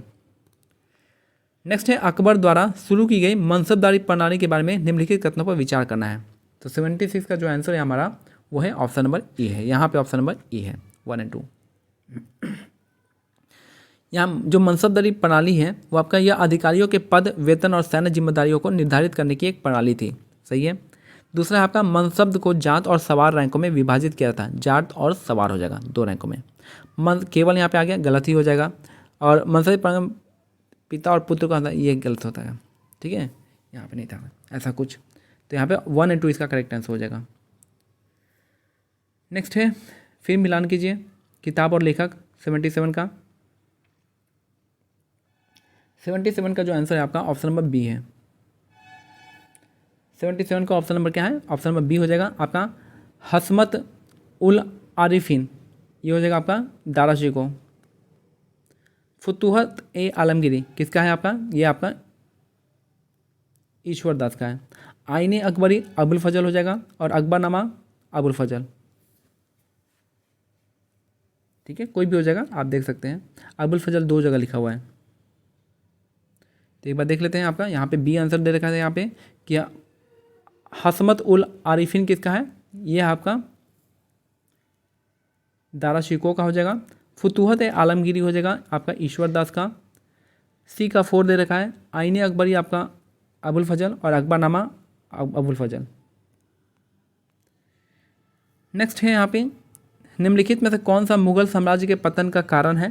तो कौन सा कारण यहाँ पे आपको लगता है कि मुगल साम्राज्य के पतन का कारण है। तो यहाँ पे ऑप्शन ए इसका करेक्ट आंसर हो जाएगा कि औरंगजेब के बाद कमजोर और अक्षम उत्तराधिकारी। सही बात है। मराठा, सिख और जाट जैसे शक्तिशाली क्षेत्रीय राज्यों का उदय होना, ये भी सही है। उत्तराधिकार का स्पष्ट और निश्चित कानून का होना, यहाँ पे था ही नहीं, उत्तराधिकार का स्पष्ट और निश्चित कानून नहीं था, तो इसलिए तो आपस में लड़ रहे थे। तो 1 और 2 इसका करेक्ट आंसर हो जाएगा। 16 से 59 में मनाया गया नवरोज त्यौहार किस मुगल शासक से जुड़ा है जिसने इसे फारसी मूल के त्यौहार को पुनर्जीवित किया था। तो नवरोज का त्यौहार को किसने जिंदा किया था। तो 79 का हमारा आंसर हो जाएगा आपका सी हो जाएगा औरंगजेब। तो 1659 में मनाया गया नवरोज त्यौहार किस मुगल शासक से जुड़ा है जिसने इस फारसी मूल के त्यौहार को पुनर्जीवित किया, औरंगजेब हो जाएगा। नादिर शाह ने किसके शासनकाल में दिल्ली पर आक्रमण किया था। नादिर शाह किसके टाइम में आक्रमण किया था। तो मोहम्मद शाह के टाइम में आक्रमण किया था। नादिर शाह ने किसके टाइम में दिल्ली पर आक्रमण किया था। तो मोहम्मद शाह के टाइम में 1739 में किया था। नेक्स्ट है, मुगल सम्राट अकबर ने किसे कवि प्रिय की उपाधि दी थी। तो कवि प्रिय की उपाधि किसको दी थी। तो बीरबल इसका करेक्ट आंसर हो जाएगा। 81 का बी। मुगल सम्राट अकबर ने किसे कवि प्रिय की उपाधि दी थी। तो बीरबल हो जाएंगे। नेक्स्ट है 82 का देख लेते हैं। यहाँ पे है कि मुगल महलों में दीवाने खास के रूप में जाने वाली स्थापत्य विशेषता को अक्सर निम्नलिखित में से किस सांस्कृतिक पहलू के भौतिक प्रतिनिधित्व के रूप में देखा जाता है। तो दीवाने खास कौन सा हो जाएगा। तो याद रखिएगा दीवाने 82 का सी हो जाएगा। सुलह एक कुल की अवधारणा के तहत विविध धार्मिक और दार्शनिक विचारों का संश्लेषण होता था। तो यह सुलह एक कुल हो जाएगा, ऑप्शन सी। इंग्लिश में देखेंगे, सर थॉमस रॉय किसके टाइम में कोर्ट विजिट किए थे। ये आपका जहांगीर के टाइम में विजिट किए थे। Which Mughal rule built the both red fort और जामा मस्जिद कौन बनाता है। तो ये बनाते हैं शाहजहां बनाते हैं। जामा मस्जिद और रेड फोर्ट कौन बनाता है, शाहजहां बनाते हैं। Who among the following is known as Zinda Pir. जिंदा पीर के नाम से किसे जानते हैं। तो औरंगजेब को जानते हैं। फिर बताना है यहाँ पे 73 का। तो 73 का जो ऑप्शन हो जाएगा यहाँ पे ऑप्शन में डी हो जाएगा यहाँ पे। तो सूबा का हो जाएगा आपका सिपहत सलार हो जाएगा। सरकार हो जाएगा आपका यहाँ पे फौजदार। परगना हो जाएगा सिकदार और ग्राम हो जाएगा आपका मुकद्दम। नेक्स्ट है, विच मुगल रूलर इंट्रोड्यूस डू आसपा साई आसपा। डू आसपा साई आसपा जो है, जो कि आपका मनसबदरी सिस्टम का पार्ट था, रिफॉर्म का पार्ट था, ये किसके टाइम में आया था। तो जहांगीर के टाइम में आया था डू आसपा साई आसपा। Under the Dahsala system land revenue was assess based on. तो लैंड रेवेन्यू जो बेस्ड होता था किस बेस पे होता था। तो average produce and price of the last 10 year हो जाएगा। लास्ट 10 ईयर के एवरेज प्राइस के और प्रोड्यूस पे। नेक्स्ट है क्षेत्र का यहाँ पे बताना है कौन सा यहाँ पे system introduce by Akbar. Mansabdari system के बारे में बताना है कौन सा यहाँ पे करेक्ट स्टेटमेंट है। तो यहाँ पे it was a system to derive, पहला और दूसरा आपका सही है कि एक सिस्टम होता था, यहाँ पर रैंक डिसाइड होता था, सैलरी और मिलिट्री रिस्पॉन्सिबिलिटी दिया जाता था ऑफिशियल को। मनसब जो थे 2 पार्ट में डिवाइड थे, एक जाट और दूसरा है सवर, ये 2 पार्ट में। बाकी ये भी गलत है, ये भी गलत है, ऑनली दे रखा है इसलिए गलत हो गया। नेक्स्ट है क्वेश्चन नंबर 77 का। 77 का ऑप्शन नंबर बी यहाँ पे करेक्ट आंसर हो जाएगा कि हसमत उल आफरीन जो है आपका किससे संबंधित है। आपका दारा सिकोह ने लिखा है। फिर फुतूहत आलमगीर जो है आपका, ये आपका ईश्वर दास। फिर जो है आपका आईने अकबरी अबुल फजल, अकबरनामा अबुल फजल।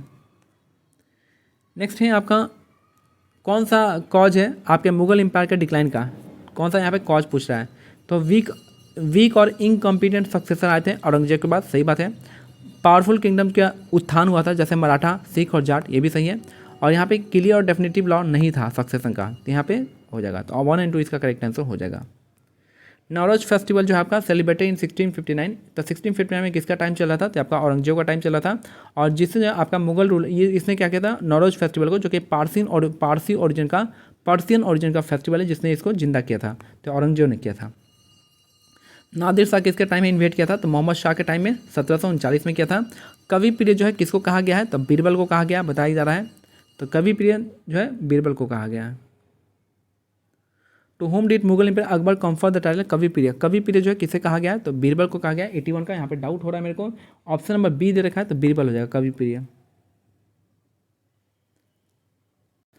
तो यहाँ पे अकबर ने किसे कवि प्रिय कहा है, तो आपका बीरबल इसका करेक्ट आंसर है, यही आपका सही है, बीरबल को ही दिया था। नेक्स्ट है आपका दीवाने खास के बारे में है कि दीवाने खास जो आपका ये किस लिए जाना जाता था, तो आपका जो है आपका 16 कुल के लिए जाना जाता था, ठीक है। तो 16 कुल की फिलोसफी के कॉन्सेप्ट को जाना जाता था, ऑप्शन नंबर सी इसका करेक्ट आंसर हो जाएगा।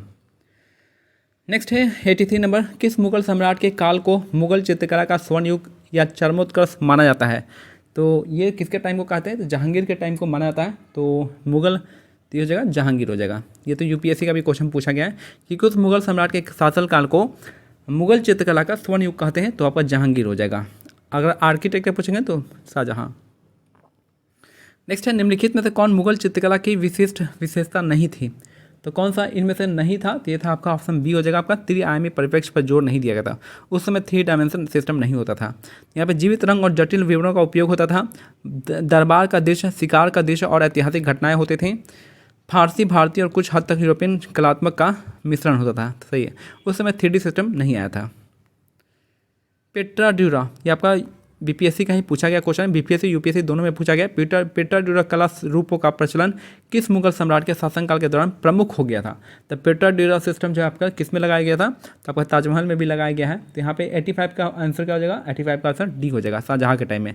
पेट्रा ड्यूरा टेक्निक जो आपका शाहजहाँ के टाइम में फेमस हो गया था। मुगलों के अधीन जागीर प्रणाली के बारे में निम्नलिखित कथनों में से कौन सा कथन गलत है, जागीर के बारे में कौन सा कथन गलत है बताना है। तो ऑप्शन नंबर बी यहाँ पे गलत दे रखा है, ऑप्शन नंबर बी हो जाएगा। जागीर यहाँ पे जागीरदारी के पास उसे सौंपी गई भूमि पर मालिकाना अधिकार थे, तो मालिकाना अधिकार नहीं होता था, यहाँ पे ऑप्शन ये गलत है।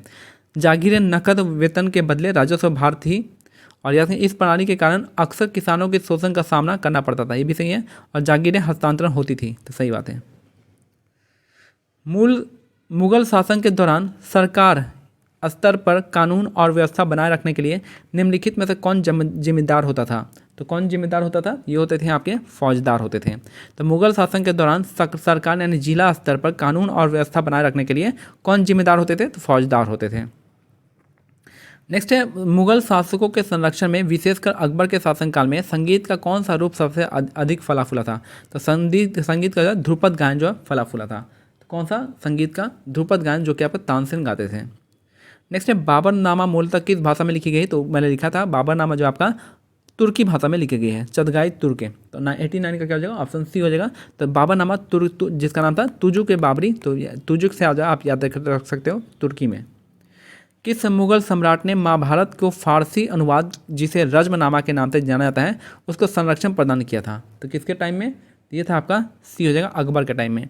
तो अकबर ने महाभारत, देखिए किस मुगल सम्राट ने महाभारत के फारसी अनुवाद जिसे रज्मनामा कहा जाता था, तो उसको संरक्षण प्रदान किया था, तो अकबर ने संरक्षण प्रदान किया था। सेन वंश की स्थापना का श्रेय किसे दिया जाता है और इस वंश के किस धर्म को विशेष रूप से संरक्षण दिया है, तो सेन वंश को जो है स्थापना, तो यहाँ पे सामंत सेन शैव धर्म हो जाएगा। सेन वंश की स्थापना का श्रेय दिया जाता है किसको, सामंत सेन को, और इसने शैव धर्म यानी शिव धर्म को विशेष रूप से संरक्षण दिया था। नेक्स्ट है कारकोट वंश के शासक ललितादित्य मुक्तापीड़ ने निम्नलिखित में से किस प्रसिद्ध सूर्य मंदिर का निर्माण करवाया था, तो किस प्रसिद्ध, तो ये था आपका मार्तंड सूर्य मंदिर का। याद रखिए कारकोट वंश के शासक ललितादित्य मुक्तापीड़ ने निम्नलिखित में से किस प्रसिद्ध सूर्य मंदिर का निर्माण करवाया था, तो ये थे आपके मार्तंड का सूर्य मंदिर।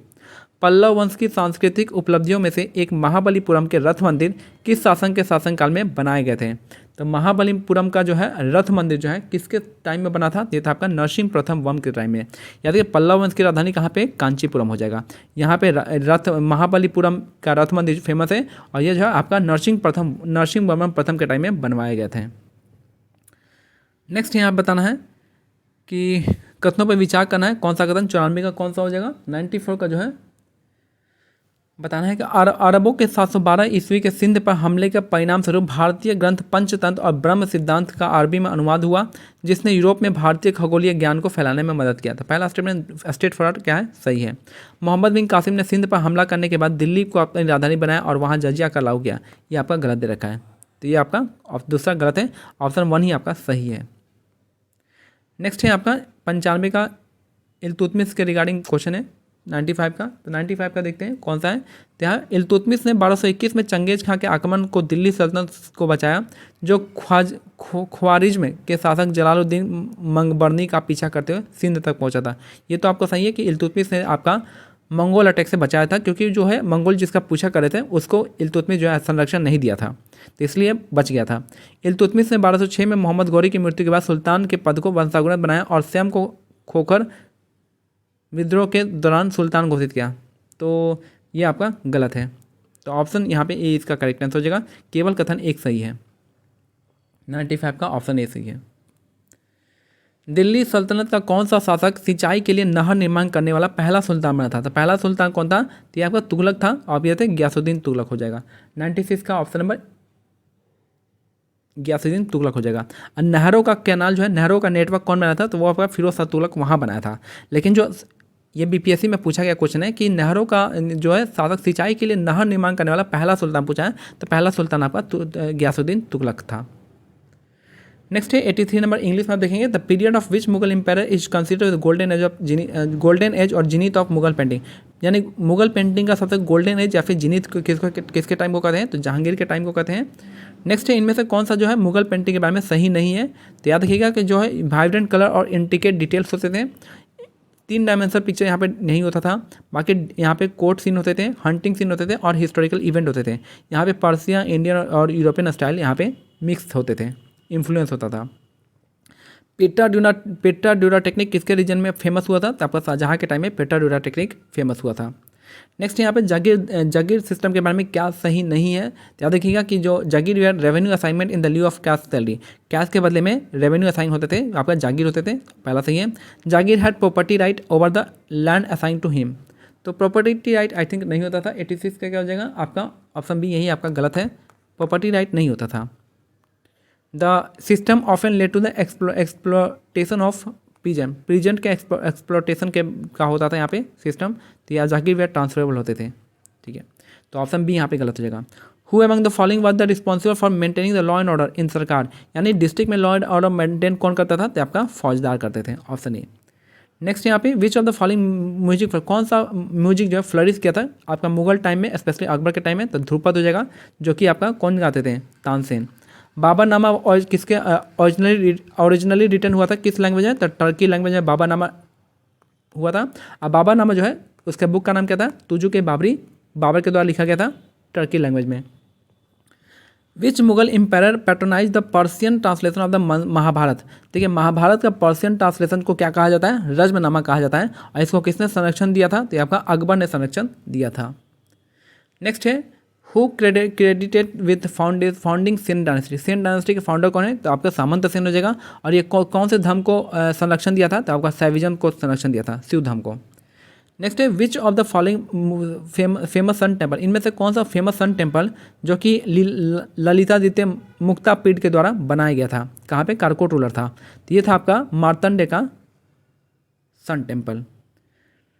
नेक्स्ट है रथ टेम्पल, जो है महाबलीपुरम का जो रथ टेम्पल है, जो कि आपका पल्लवा डायनेस्टी का अचीवमेंट है, वो किसके टाइम में बना था? तो आपका नरसिंह वर्मन एक के टाइम में बनाया गया था।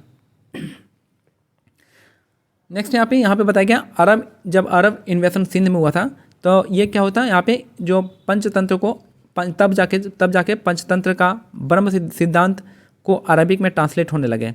उसके बाद से इंडियन एस्ट्रोनॉमिकल नॉलेज को पूरे यूरोप में देखा गया। तो पहला तस्वीर सही है मोहम्मद, ये आपका दूसरा गलत है, ऑप्शन ए इसका करेक्ट आंसर हो जाएगा। नेक्स्ट यहाँ पे इल्तुतमिश से दिल्ली सल्तनत को सेव किया था, क्योंकि वहाँ पे एक चंगेज खान एक इंसान यानी जिसको ख्वाजरीन का पीछा करते हुए आ गया था दिल्ली तक, तो उसने और इल्तुतमिश उसको संरक्षण देने से मना कर दिया था, इसलिए वह बचा दिया था। तो दूसरा स्टेटमेंट यहाँ पे गलत है आपका। तो इसके टाइम में मोहम्मद गौरी नहीं था, आपका चंगेज खान था। तो ऑप्शन ए इसका करेक्ट आंसर हो जाएगा इसका भी। Which ruler of Delhi Sultanate was the first sultan to construct canal for irrigation. Irrigation के लिए कैनाल बनाने वाला पहला सुल्तान था गयासुद्दीन तुगलक हो जाएगा, ऑप्शन सी हो जाएगा। 97 हो जाएगा। विजयनगर साम्राज्य के संस्थापक हरिहर वन ने अपनी पहली राजधानी कहाँ बनाई और बाद में इसे किस स्थान पर स्थानांतरित किया था। तो ये जो बनाया था आपका अनेगोंडी विजयनगर हो जाएगा। तो विजयनगर साम्राज्य के संस्थापक हरिहर वन ने अपनी पहली राजधानी कहाँ पर बनाई थी, अनेगोंडी ने बनाया था। उसके बाद जो हस्तांतरित करके विजयनगर बना दिया था। ऑप्शन 20 का करेक्ट आंसर हो जाएगा। 98 का देखेंगे, यहाँ पे सूफी शब्द सफ़ा से बना है जिसका अर्थ पवित्रता है और सूफी संत स्वयं को ईश्वर का प्रतिमय मानते थे। तो पहला उसमें सही है। भारत में सूफी आंदोलन का आगमन दिल्ली सल्तनत की स्थापना के बाद हुआ और यह मुख्य रूप से मुगल शासकों नहीं, दिल्ली स्थापना के बाद नहीं, उससे पहले से था। तो ऑप्शन ए इसका करेक्ट आंसर हो जाएगा, सिर्फ एक ही सही है। नेक्स्ट है गलत मिलान बताना है, कौन सा है इनमें से गलत मिलान। तो आपका जो है शंकराचार्य स्मृति संप्रदाय हो जाएगा, रामानुजन श्री संप्रदाय, माधवाचार्य ब्रह्म संप्रदाय और निम्बार्क रुद्र, ये आपका गलत है। ठीक है, ये आपका गलत है। 99 का डी गलत है। नेक्स्ट है बाबर की आत्मकथा तुजु के बाबरी का फारसी में अनुवाद किसने किया था। तो फारसी में अनुवाद जो करने वाले कौन थे, तो यहाँ पे अब्दुल रहीम खाना थे। तो बाबर की जो है तुजु के बाबरी का फारसी में अनुवाद किसने किया था, तुजु के अब्दुल रहीम खाना।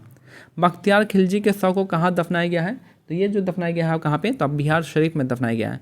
बख्तियार खिलजी के शव को बिहार शरीफ में दफनाया गया है। नेक्स्ट है कर्नाट वंश के संबंध में निम्नलिखित कथनों पर विचार करना है। 102 का यहाँ पे हो जाएगा। पहला, कर्नाट वंश पर तुर्क सेनापति तुगरिल तुगर ने अपने अभियान की चर्चा तिब्बती धर्मस्वामी ने की है। तिब्बती धर्मस्वामी ने किया है, तो पहला तो सही है। दूसरा है आपका सामान्यतः दिल्ली सुल्तान के साथ कर्नाट वंश का संबंध नजराना एवं भेंट का था। सही बात है। फिरोज शाह तुगलक ने अपने बंगाल अभियान के क्रम में कर्नाटक क्षेत्र पर विजय प्राप्त कर लिया था, ये आपका गलत दे रखा है। ठीक है, तो यहाँ पे 1 और 2 इसका करेक्ट आंसर हो जाएगा, सही हो जाएगा। 1 और 2 हो जाएगा सही, ये गलत। नेक्स्ट है दिल्ली सल्तनत का पहला सुल्तान कौन था जिसने बिहार पर अभियान किया और उसे बंगाल एवं बिहार पर किस वर्ष अधिकार किया था। तो ये कौन थे, ये थे आपके इल्तुतमिश 1227 में। दिल्ली सुल्तान का सल्तनत का पहला सुल्तान इल्तुतमिश था जिसने बिहार पर अभियान किया और उसे बंगाल और बिहार पर अधिकार किया था। नेक्स्ट क्वेश्चन है हमारा, तुगलक काल में बिहार की राजधानी कहाँ थी। तुगलक काल में बिहार की राजधानी कहाँ थी, तो बिहार शरीफ थी। कहाँ पे, बिहार शरीफ थी। तुगलक काल में बिहार की राजधानी बिहार शरीफ थी। नेक्स्ट है 105 नंबर का देखेंगे। 105 का ऑप्शन नंबर बी है यहाँ पे। तो 1 का 3 हो जाएगा। चौसा का युद्ध है 1539 में। चौसा का युद्ध कहाँ 1539 में लड़ा गया था, याद रखिएगा। कन्नौज का युद्ध हो गया 1540 में लड़ा गया था और सूरजगढ़ का युद्ध 1534 में लड़ा गया था। तो यहाँ पे ए का 3 हो जाएगा, बी का 1 हो जाएगा और सी का 2 हो जाएगा। तो यहाँ पे ऑप्शन नंबर बी इसका करेक्ट आंसर हो जाएगा। निम्न में से कौन सा कार्य शेरशाह सूरी द्वारा नहीं किया गया है। तो याद रखिएगा शेरशाह सूरी द्वारा कौन सा कार्य नहीं किया गया है। ये जो किया है आपका जब्ती प्रणाली चलाई गई थी, रोहतास का किला बनाया गया था, शुद्ध चांदी का दाम जो है सिक्का प्रचलित करवाया, अब शेरशाह ने पटना का दुर्ग बनाया था। तो 106 का हमारा सी जो है आपका ये नहीं किया गया था, शुद्ध चांदी के दम सिक्का प्रचलित नहीं करवाए थे। 1541 में शेरशाह ने पटना का दुर्ग बनाया था। तो कौन सा नहीं था, ऑप्शन नंबर सी आपका नहीं था। बिहार में चेर वंश का उदय किस सदी में हुआ था। तो बिहार में चेर वंश का जो उदय है आपका, ये आपका 12वीं सदी में हुआ था। बिहार में चेरो वंश का उदय किस सदी में हुआ था, तो 12वीं सदी में आपका जाके हुआ था। 107 का बी हो जाएगा। नेक्स्ट है अकबर के समय राजा मान सिंह को बिहार का प्रांतपति बनाया गया था। मान सिंह ने किस स्थान को बिहार की राजधानी बनाया था, तो आपका रोहतास को यानी सासाराम को बनाया था। तो यानी 108 का हमारा आंसर ये हो जाएगा। अकबर के समय राजा मान सिंह को बिहार का प्रांतपति बनाया गया जिन्होंने रोहतास को अपनी राजधानी बनाया था। छोटा नागपुर के क्षेत्र पर मुगलों का अधिकार किसके शासनकाल में स्थापित हो गया था। तो ये जो स्थापित हुआ था आपका, ये आपके जहांगीर के टाइम में हुआ था। छोटा नागपुर के क्षेत्र पर मुगलों का अधिकार जो है किसके शासनकाल में हुआ था, तो जहांगीर के टाइम में हुआ था। तख्त श्री हरमंदिर साहिब पटना साहिब का निर्माण किसने करवाया था। तो किसने करवाया था, ये था आपका, ये आपका महाराजा रणजीत सिंह ने करवाया था। याद रखिए तख्त श्री हरमंदिर जी पटना साहिब का निर्माण किसने करवाया था, तो महाराजा रणजीत सिंह ने करवाया था। ऑप्शन ए हो जाएगा। 2025 के प्रस्तावित अधिनियम के तहत संपत्ति को वक़्फ के रूप में समर्पित करने के लिए मुस्लिम को न्यूनतम कितने वर्षों तक का निष्ठावान होना चाहिए। तो कितने वर्ष का होना चाहिए, तो आपका 5 वर्ष का होना चाहिए। याद रखिए 2025 के प्रस्तावित अधिनियम के तहत संपत्ति को वक़्फ के रूप में समर्पित करने के लिए एक मुस्लिम को न्यूनतम कितने वर्षों तक धार्मिक निष्ठावान होना चाहिए, तो 5 वर्षों तक होना चाहिए। नेक्स्ट है 112 हो जाएगा। आवधिक श्रम बल सर्वेक्षण 2024 के संबंध में निम्नलिखित कथनों पर विचार करना है। तो सत्य कथन बताना है कौन सा इनमें से सत्य है। तो यहाँ पे अंतर्राष्ट्रीय श्रम संगठन द्वारा जारी किया, तो आपका गलत है। इस रिपोर्ट के अनुसार भारत में शहरों में पुरुषों तथा महिलाओं दोनों के श्रम बल भागीदारी दर में वृद्धि हुई थी। ऑप्शन डू सही है, तो केवल दो सही है, तो ऑप्शन बी इसका करेक्ट आंसर हो जाएगा। 112 का बी हो जाएगा।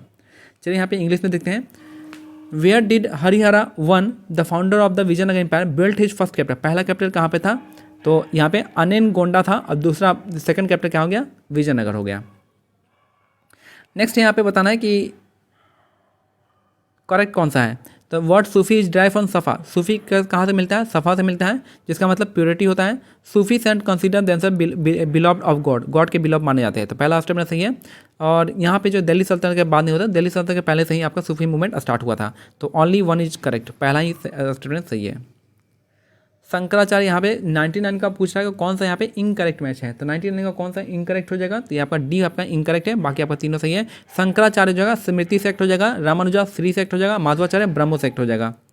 नेक्स्ट है who translate Babur's autobiography. Babur के ऑटोग्राफी को, टूजू के बाबरी को किसने पर्से में ट्रांसलेट किया था? ये थे आपके अब्दुल रहीम खान हो जाएगा, ऑप्शन ए हो जाएगा। नेक्स्ट है where was the body of Bakhtiyar Khilji buried. Bakhtiyar Khilji के बॉडी को कहाँ पे दफनाया था? तो बिहार शरीफ में दफनाया गया है, याद रखना है बिहार शरीफ। नेक्स्ट है यहाँ पे बताना है कि कौन सा स्टेटमेंट करेक्ट है आपका। पहला आपका the campaign of Turk commander Tughril Khan on Kannad dynasty has been discuss by the Tibetan Dhamma Swami. देखिए जो कैंपेन हुआ था तुगरील खान का, वो Kannad dynasty has been discuss, किस में डिस्कस किया है? तिब्बतन धम्म स्वामी के में डिस्कस किया है। तो पहला स्टेटमेंट सही है। Generally the relationship of the Kannad dynasty with the sultan Delhi was a tribute and gift. देखिए जनरली जो रिलेशनशिप होता था कन्नाड डायनेस्टी और सुल्तान ऑफ दिल्ली का, वो आपका एक तरह का ट्रिब्यूट और गिफ्ट से होता था कि हम आपको इतना दे देंगे। तो ये ठीक है। फिरोज शाह तुगलक कॉन्क्रीट, ये आपका गलत दे रखा है। तो 1 और 2 इसका करेक्ट आंसर हो जाएगा, ऑप्शन ए। 102 का ऑप्शन ए हो जाएगा। नेक्स्ट है 103 number. Who was the first sultan of Delhi sultan who campaign on Bihar and in which year did he capture Bengal and Bihar. यानी दिल्ली सल्तनत का पहला सुल्तान कौन था जिसने बिहार पर कैंपेन किया था? ये था इल्तुतमिश, और 1227 में इसने बंगाल और बिहार को कैप्चर कर लिया था। नेक्स्ट है where did the capital of Bihar during the Tughlaq dynasty. Tughlaq period के टाइम में बिहार की कैपिटल क्या थी? बिहार शरीफ थी, याद रखना है, यह बीपीएससी में पूछा गया क्वेश्चन है। बैटल ऑफ चौसा कब हुआ था? बैटल ऑफ चौसा हुआ था 1539 में हुआ था। किसके बीच? शेर शाह सूरी और हुमायूं के बीच में हुआ था। बैटल ऑफ कन्नौज 1540 में हुआ, शेर शाह सूरी और हुमायूं के बीच में। बैटल ऑफ सूरजगढ़ 1534 में हुआ था। तो इसका आंसर क्या है? 105 का आंसर हो जाएगा हमारा बी हो जाएगा, ऑप्शन बी। नेक्स्ट यहाँ पे शेर शाह सूरी के बारे में कौन सा स्टेटमेंट जो है नहीं सही है? तो उसने जब्ती सिस्टम स्टार्ट किया था, रोहतास फोर्ट बनाया था, और शेर शाह बिल्ड पटना फोर्ट बनाया था 1541 में। तो ये आपका नहीं किया था। डैम नहीं था, रुपया था, silver. In which century did the Chero dynasty emerge in Bihar. तो चेरो डायनेस्टी इमर्ज हुए थे 12वीं शताब्दी में। During the reason of Akbar Raja Man Singh was made the governor of Bihar. Akbar के टाइम में राजा मान सिंह को बिहार का गवर्नर बनाया गया। राजा मान सिंह ने आपको रोहतास यानी सासाराम को अपनी कैपिटल बनाया था। During whose reign the Mughal establish their authority over the reason of Chota Nagpur. यानी किसके टाइम में मुगल्स ने अपना अथॉरिटी प्रभुत्व जमा लिया छोटा नागपुर पे? तो जहांगीर के टाइम में छोटा नागपुर रीजन में अपना प्रभुत्व जमा लिया था। नेक्स्ट है तख्त श्री हरमंदिर साहिब जो है पटना साहिब का है, वो किसने बनवाया था? तो ये बनवाए थे आपके महाराजा रणजीत सिंह ने बनवाया था। किसने? महाराजा रणजीत सिंह ने। अंडर द प्रपोज एक्ट 2025 के प्रपोज एक्ट में what is the minimum number of year? एक मिनिमम नंबर क्या था मुस्लिम को? Must be religious devotee dedicated property as waqf. Waqf को अपने प्रॉपर्टी दान देने के लिए मिनिमम उसको डिवोटी कितना साल का होना चाहिए? तो 5 साल का होना चाहिए। नेक्स्ट है under the periodic labour force survey report जो आपका 2024 बता रहा है कि ये जो है आपका जो PLFS रिपोर्ट जो आपका ILO जारी करता है, ये आपका गलत है।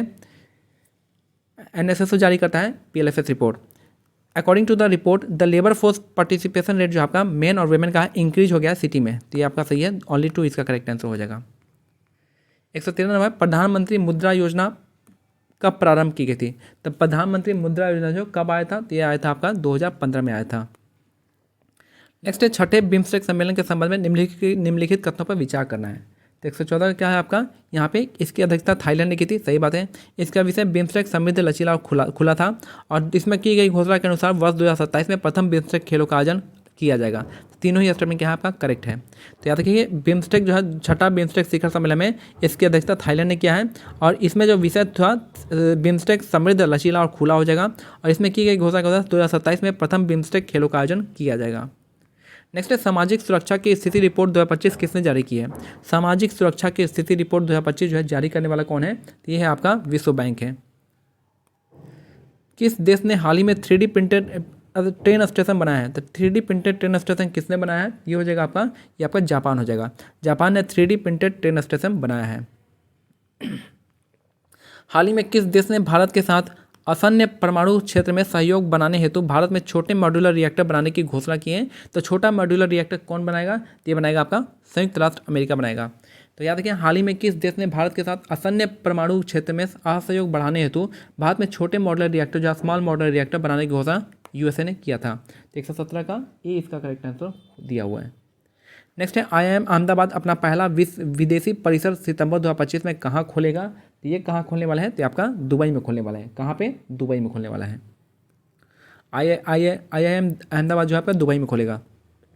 एथलीट पासपोर्ट प्रबंधन इकाई APMU का मुख्य उद्देश्य क्या है, तो एथलीट पासपोर्ट प्रबंधन इकाई का मुख्य उद्देश्य क्या है, ये उद्देश्य है आपका डोपिंग का पता लगाने के लिए जैविक मार्करों पर क्या है आपका नज़र रखना। ऑप्शन सी हो जाएगा।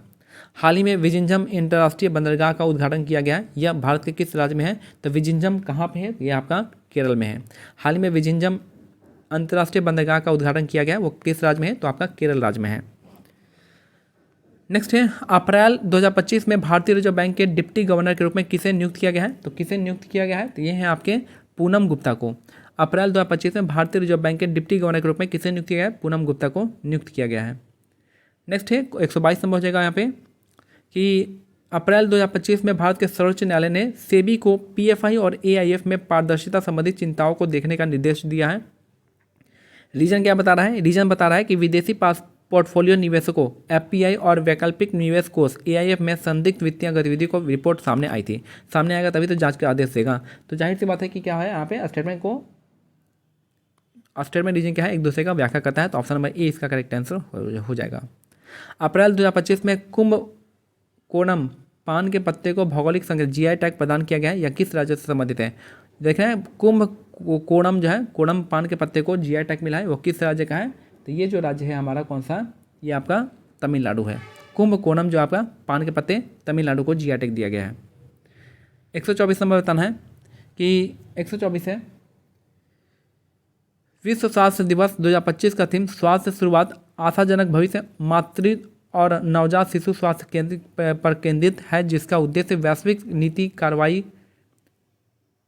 को गति देना है। ठीक है, फिर से देखिए कि विश्व स्वास्थ्य दिवस 2025 का थीम क्या है, स्वास्थ्य शुरुआत आशाजनक भविष्य मातृ और नवजात शिशु स्वास्थ्य पर केंद्रित है, जिसका उद्देश्य वैश्विक नीति कार्रवाई पर गति देना है। यह दिवस विश्व स्वास्थ्य संगठन की स्थापना के उपलक्ष्य में 7 अप्रैल को मनाया जाता है, जो कि 1948 में स्थापित हुआ था। तो दोनों ही स्टेटमेंट क्या आपका करेक्ट है। अप्रैल 2025 में वाइब कोडिंग चर्चा में रहा, यह किससे संबंधित है, तो वाइब कोडिंग जो है आपका किससे संबंधित है, ये है संबंधित है आपका जनरेटिव AI से। वाइब कोडिंग किससे संबंधित है, जनरेटिव AI से संबंधित है। अप्रैल 2025 में वाइब कोडिंग जो है चर्चा में रहा, यह किससे संबंधित है, जनरेटिव AI से संबंधित है। ऑप्शन बी हो जाएगा 125 का। अप्रैल 2025 में जारी डिजिटल थ्रेट रिपोर्ट 2024 जो भारत की पहली BFSI क्षेत्र विशेष साइबर सुरक्षा रिपोर्ट है, किसके द्वारा संयुक्त रूप से तैयार की गई है, तो ये जो है तैयार की गई है आपका, ये आपका सर्टफिन और SISA के द्वारा। तो अप्रैल 2025 में जारी डिजिटल थ्रेट रिपोर्ट 2024 जो भारत की पहली BFSI क्षेत्र विशिष्ट साइबर सुरक्षा रिपोर्ट है, किसके द्वारा संयुक्त रूप से तैयार की गई है, तो सर्टफिन और सीसा हो जाएगा। नेक्स्ट है निम्नलिखित मुद्दों पर विचार करना है। 127 का कौन सा यहाँ पे सही है बताना है, तो कौन सा यहाँ पे सही हो जाएगा आपका, बिहार की विधानसभा में महिला प्रतिनिधित्व का प्रतिशत राष्ट्रीय औसत 9% से अधिक है। सही बात है। बिहार में पंचायती राज संस्थाओं में महिलाओं के प्रतिनिधित्व को 50% से अधिक है, जो 2006 में आरक्षण नीति का जो 2006 में लागू आरक्षण नीति का परिणाम है। तो ऑप्शन यहाँ पे दोनों ही स्टेटमेंट क्या है, सही है। फिर से देखिए कि बिहार की विधानसभा में महिला प्रतिनिधित्व का प्रतिशत जो है आपका 9% से अधिक है। ये आपका राष्ट्रीय औसत यानी 9% से अधिक है। बिहार में पंचायती राज संस्थाओं में महिला प्रतिनिधित्व 50% से अधिक है, जो कि आपका 2006 में लागू हुआ था और यहाँ पे आरक्षण नीति का परिणाम है। और कौन से आर्टिकल में आता है, 243 आर्टिकल डी में आता है, 243 के डी में आता है रिजर्वेशन। नेक्स्ट यहाँ पे इंग्लिश में देखेंगे, व्हेन वाज द प्रधानमंत्री मुद्रा योजना लॉन्च हुआ था, 2015 में लॉन्च किया गया था। यहाँ तक बिम्स्टेक शिखर सम्मेलन में क्या सही है, तो यहाँ पे ये जो है थाईलैंड ने चेयर किया था। बिम्स्टेक का जो आपका थीम था आपका बिम्स्टेक प्रॉस्परस रिजाइलेंट और ओपन था, यहाँ भी ये सही है। और जब बिम्स्टेक एज पर the announcement made in the पहला बिम्स्टेक गेम सम्मेलन कहाँ पे होगा, 2027 में होगा। तो तीनों स्टेप क्या है, सही है। नेक्स्ट है, कौन रिलीज करता है status of social security report 2025, तो आपका वर्ल्ड बैंक जारी करता है, वर्ल्ड बैंक हो जाएगा। नेक्स्ट है, किस कंट्री जो है recently build 3D printed train, 3D printed train किसने जारी किया है, ट्रेन स्टेशन जारी किया है आपका जापान ने स्टेशन बनाया है। नेक्स्ट है, विच कंट्री है recently announce to build a small model reactor, small model reactor किसने बनाएगा इंडिया में, ये हो जाएगा किसने, USA हो जाएगा। 117 का ये हो जाएगा USA। नेक्स्ट है, IIM अहमदाबाद जो है अपना पहला ओवरसी कैंपस कहाँ पे खोलेगा, तो दुबई में खोलेगा। ऑप्शन सी इसका करेक्ट आंसर है, सितंबर 2025 में। नेक्स्ट है, what is the main objective of the athlete passport management unit, इसका मेन ऑब्जेक्टिव क्या है, तो ये करेगा आपका यहाँ पे डोपिंग को डिटेक्ट करेगा, किसमें, monitoring biological market to detect doping. Option C हो जाएगा, 119 का सी इसका करेक्ट आंसर हो जाएगा। नेक्स्ट है, विजिंजम इंटरनेशनल पोर्ट जो है इनॉग्रेट किया गया किस शहर में है, तो आपका कहाँ पे आपका, ये है आपका केरल में है। विजिंजम कहाँ पे, केरल, इसका करेक्ट आंसर हो जाएगा। Who was appointed the deputy governor of the Reserve Bank of India in April 2025, April 2025 में डिप्टी गवर्नर कौन बनी है, तो ये बनी है कौन, ये आपका पूनम गुप्ता बनी है, पूनम गुप्ता डिप्टी डायरेक्टर। अप्रैल 2025 में सुप्रीम कोर्ट ने सेबी को डायरेक्ट किया है कि look into transparency concern in FPI और एआईएफ में ट्रांसपेरेंसी कंसर्न को देखने के लिए कुछ इशू हुआ है। यहाँ पे there was a report of suspicious हुआ है फाइनेंशियल एक्टिविटी में, किसमें, एफपीआई में और आपका एआईएफ में, इसलिए इन्होंने आदेश दिया है। तो दोनों ही आपका सही है, रीजन और स्टेटमेंट दोनों ही सपोर्ट करता है। कुंभकोणम जो है बीटल लीफ, ये जो है इसको जीआई टैग मिला है 2025 में और ये है आपका कहाँ का, तमिलनाडु का है। नेक्स्ट है आपका the theme of world health day 2025, 2025 का थीम क्या है, healthy beginning hopeful future focusing on maternal and newborn which aims to mobilize global policy action.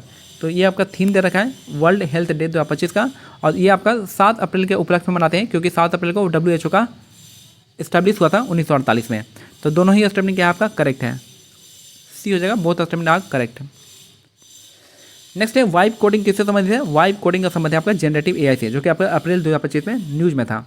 Generative AI से संबंधित है आपका vibe coding, option B. Next है, द डिजिटल थ्रेट रिपोर्ट 2024 जो है अप्रैल 2025 में रिलीज हुआ है। ये आपका India's first BFSI sector specific cyber security report है, जो कि किसके द्वारा है, तो सर्टिंग के द्वारा, CSIR फिन एंड सीसा के द्वारा है, ऑप्शन बी हो जाएगा।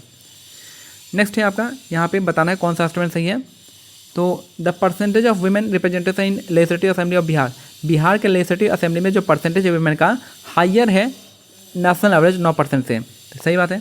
वुमेन रिप्रेजेंटेशन पंचायती राज में कितना दे रखा है बिहार में, 50% दे रखा है एज पर the Bihar reservation policy implemented in 2006 में बिहार पंचायती राज एक्ट आया था, उसमें रिजर्वेशन कितना दे रखा है, 50% दे रखा है।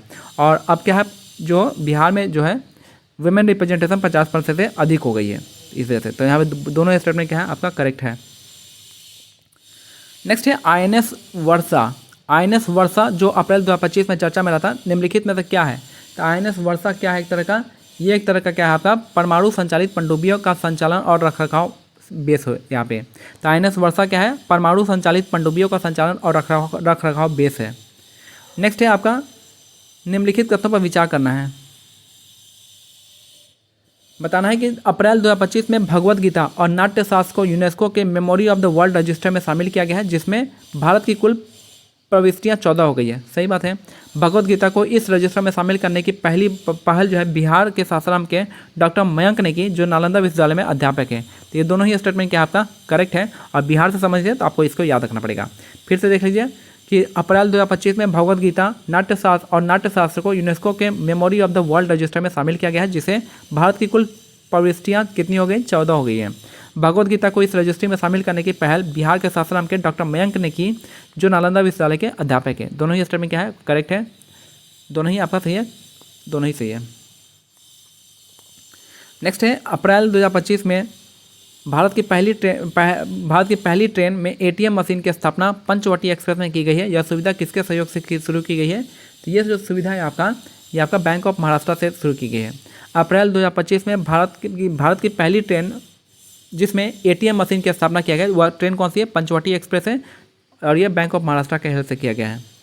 अप्रैल 2025 में सिमलीपाल टाइगर रिजर्व को भारत का 107वां राष्ट्रीय उद्यान घोषित किया गया। यह ओडिशा के कौन से राष्ट्रीय उद्यान है, तो ये ओडिशा का कौन सा है, तो ये आपका दूसरा है। अप्रैल 2025 में सिमलीपाल टाइगर रिजर्व को भारत का 107वां राष्ट्रीय उद्यान घोषित किया गया। यह ओडिशा का कौन सा है, दूसरा हो जाएगा।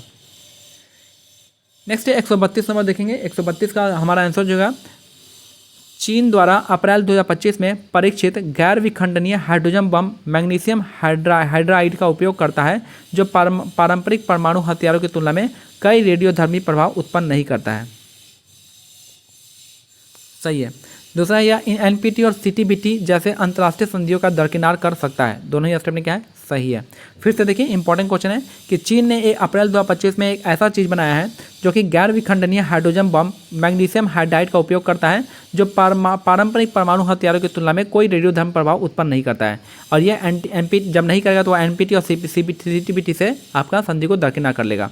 तो दोनों ही स्टेप में क्या हो जाएगा, सही हो जाएगा। 100% इलेक्ट्रिक वाहनों को अपनाने के लक्ष्य को किस देश ने प्राप्त कर लिया है, तो ये किसने किया है, तो ये आपका जो है नॉर्वे ने किया होगा।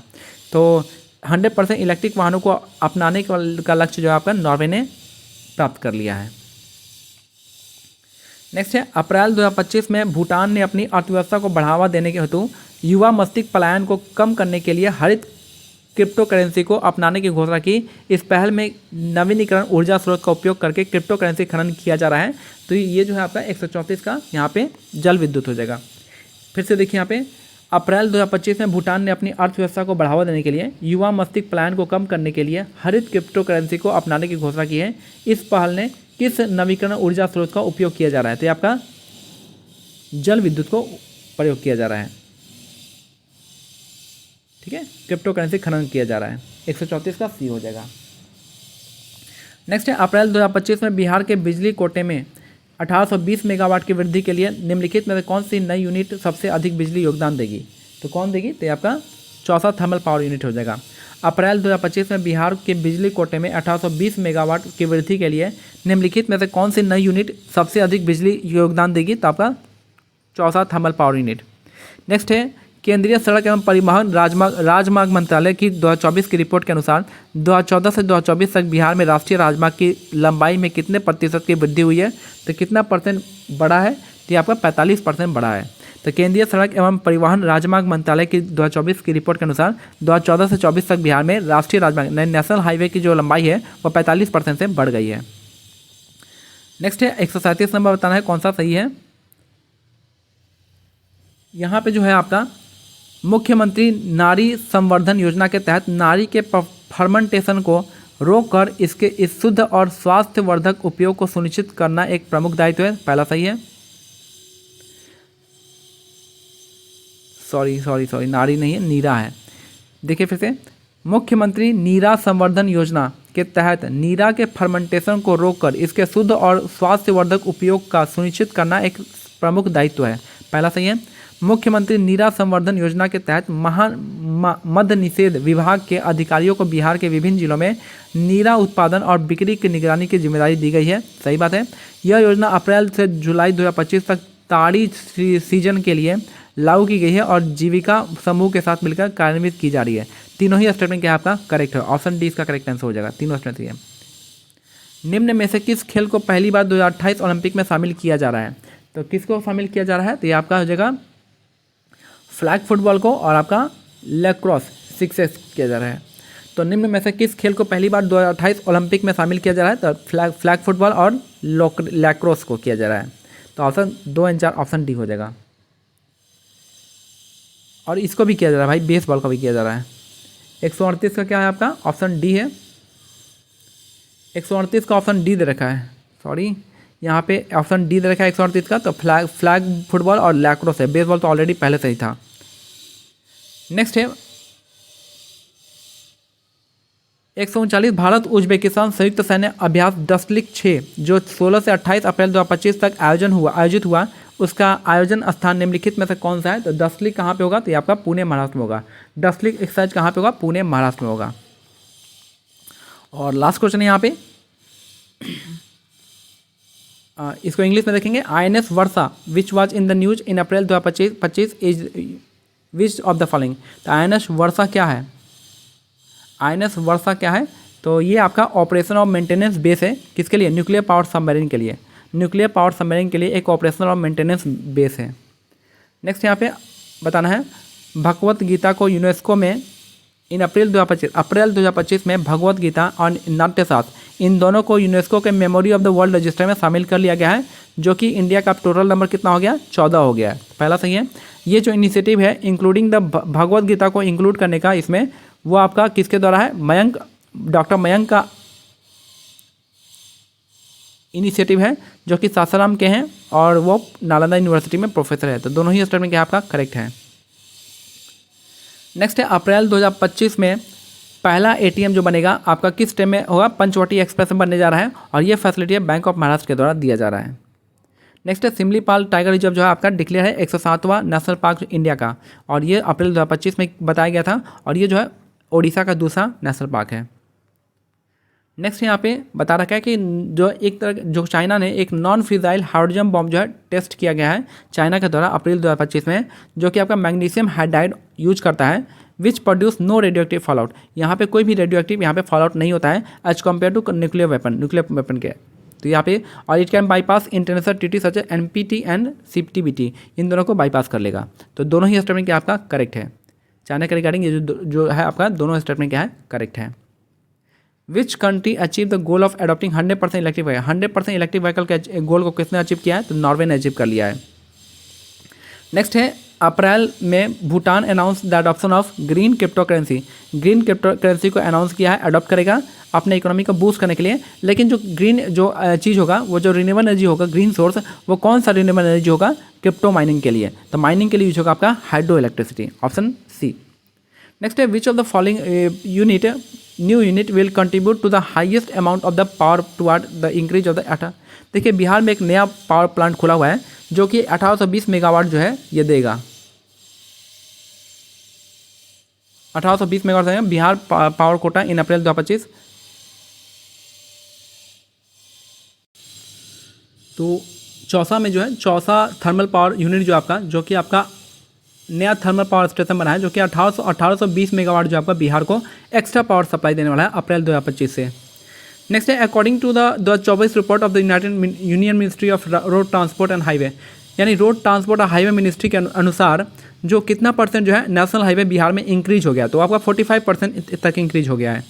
नेक्स्ट इसके बारे में बताना है कि आपका मुख्यमंत्री नीरा संवर्धन योजना के बारे में बताया है कि जो प्योर हेल्थ एंड इंश्योर करता है किसको? Pure and healthy use of neera का प्योर और हेल्दी यूज बता रहा है, जिससे क्या होगा? फर्मेंटेशन जो होगा प्रिवेंट करेगा, उसका रिस्पॉन्सिबिलिटी क्या होगा? फर्मेंटेशन को रोकना।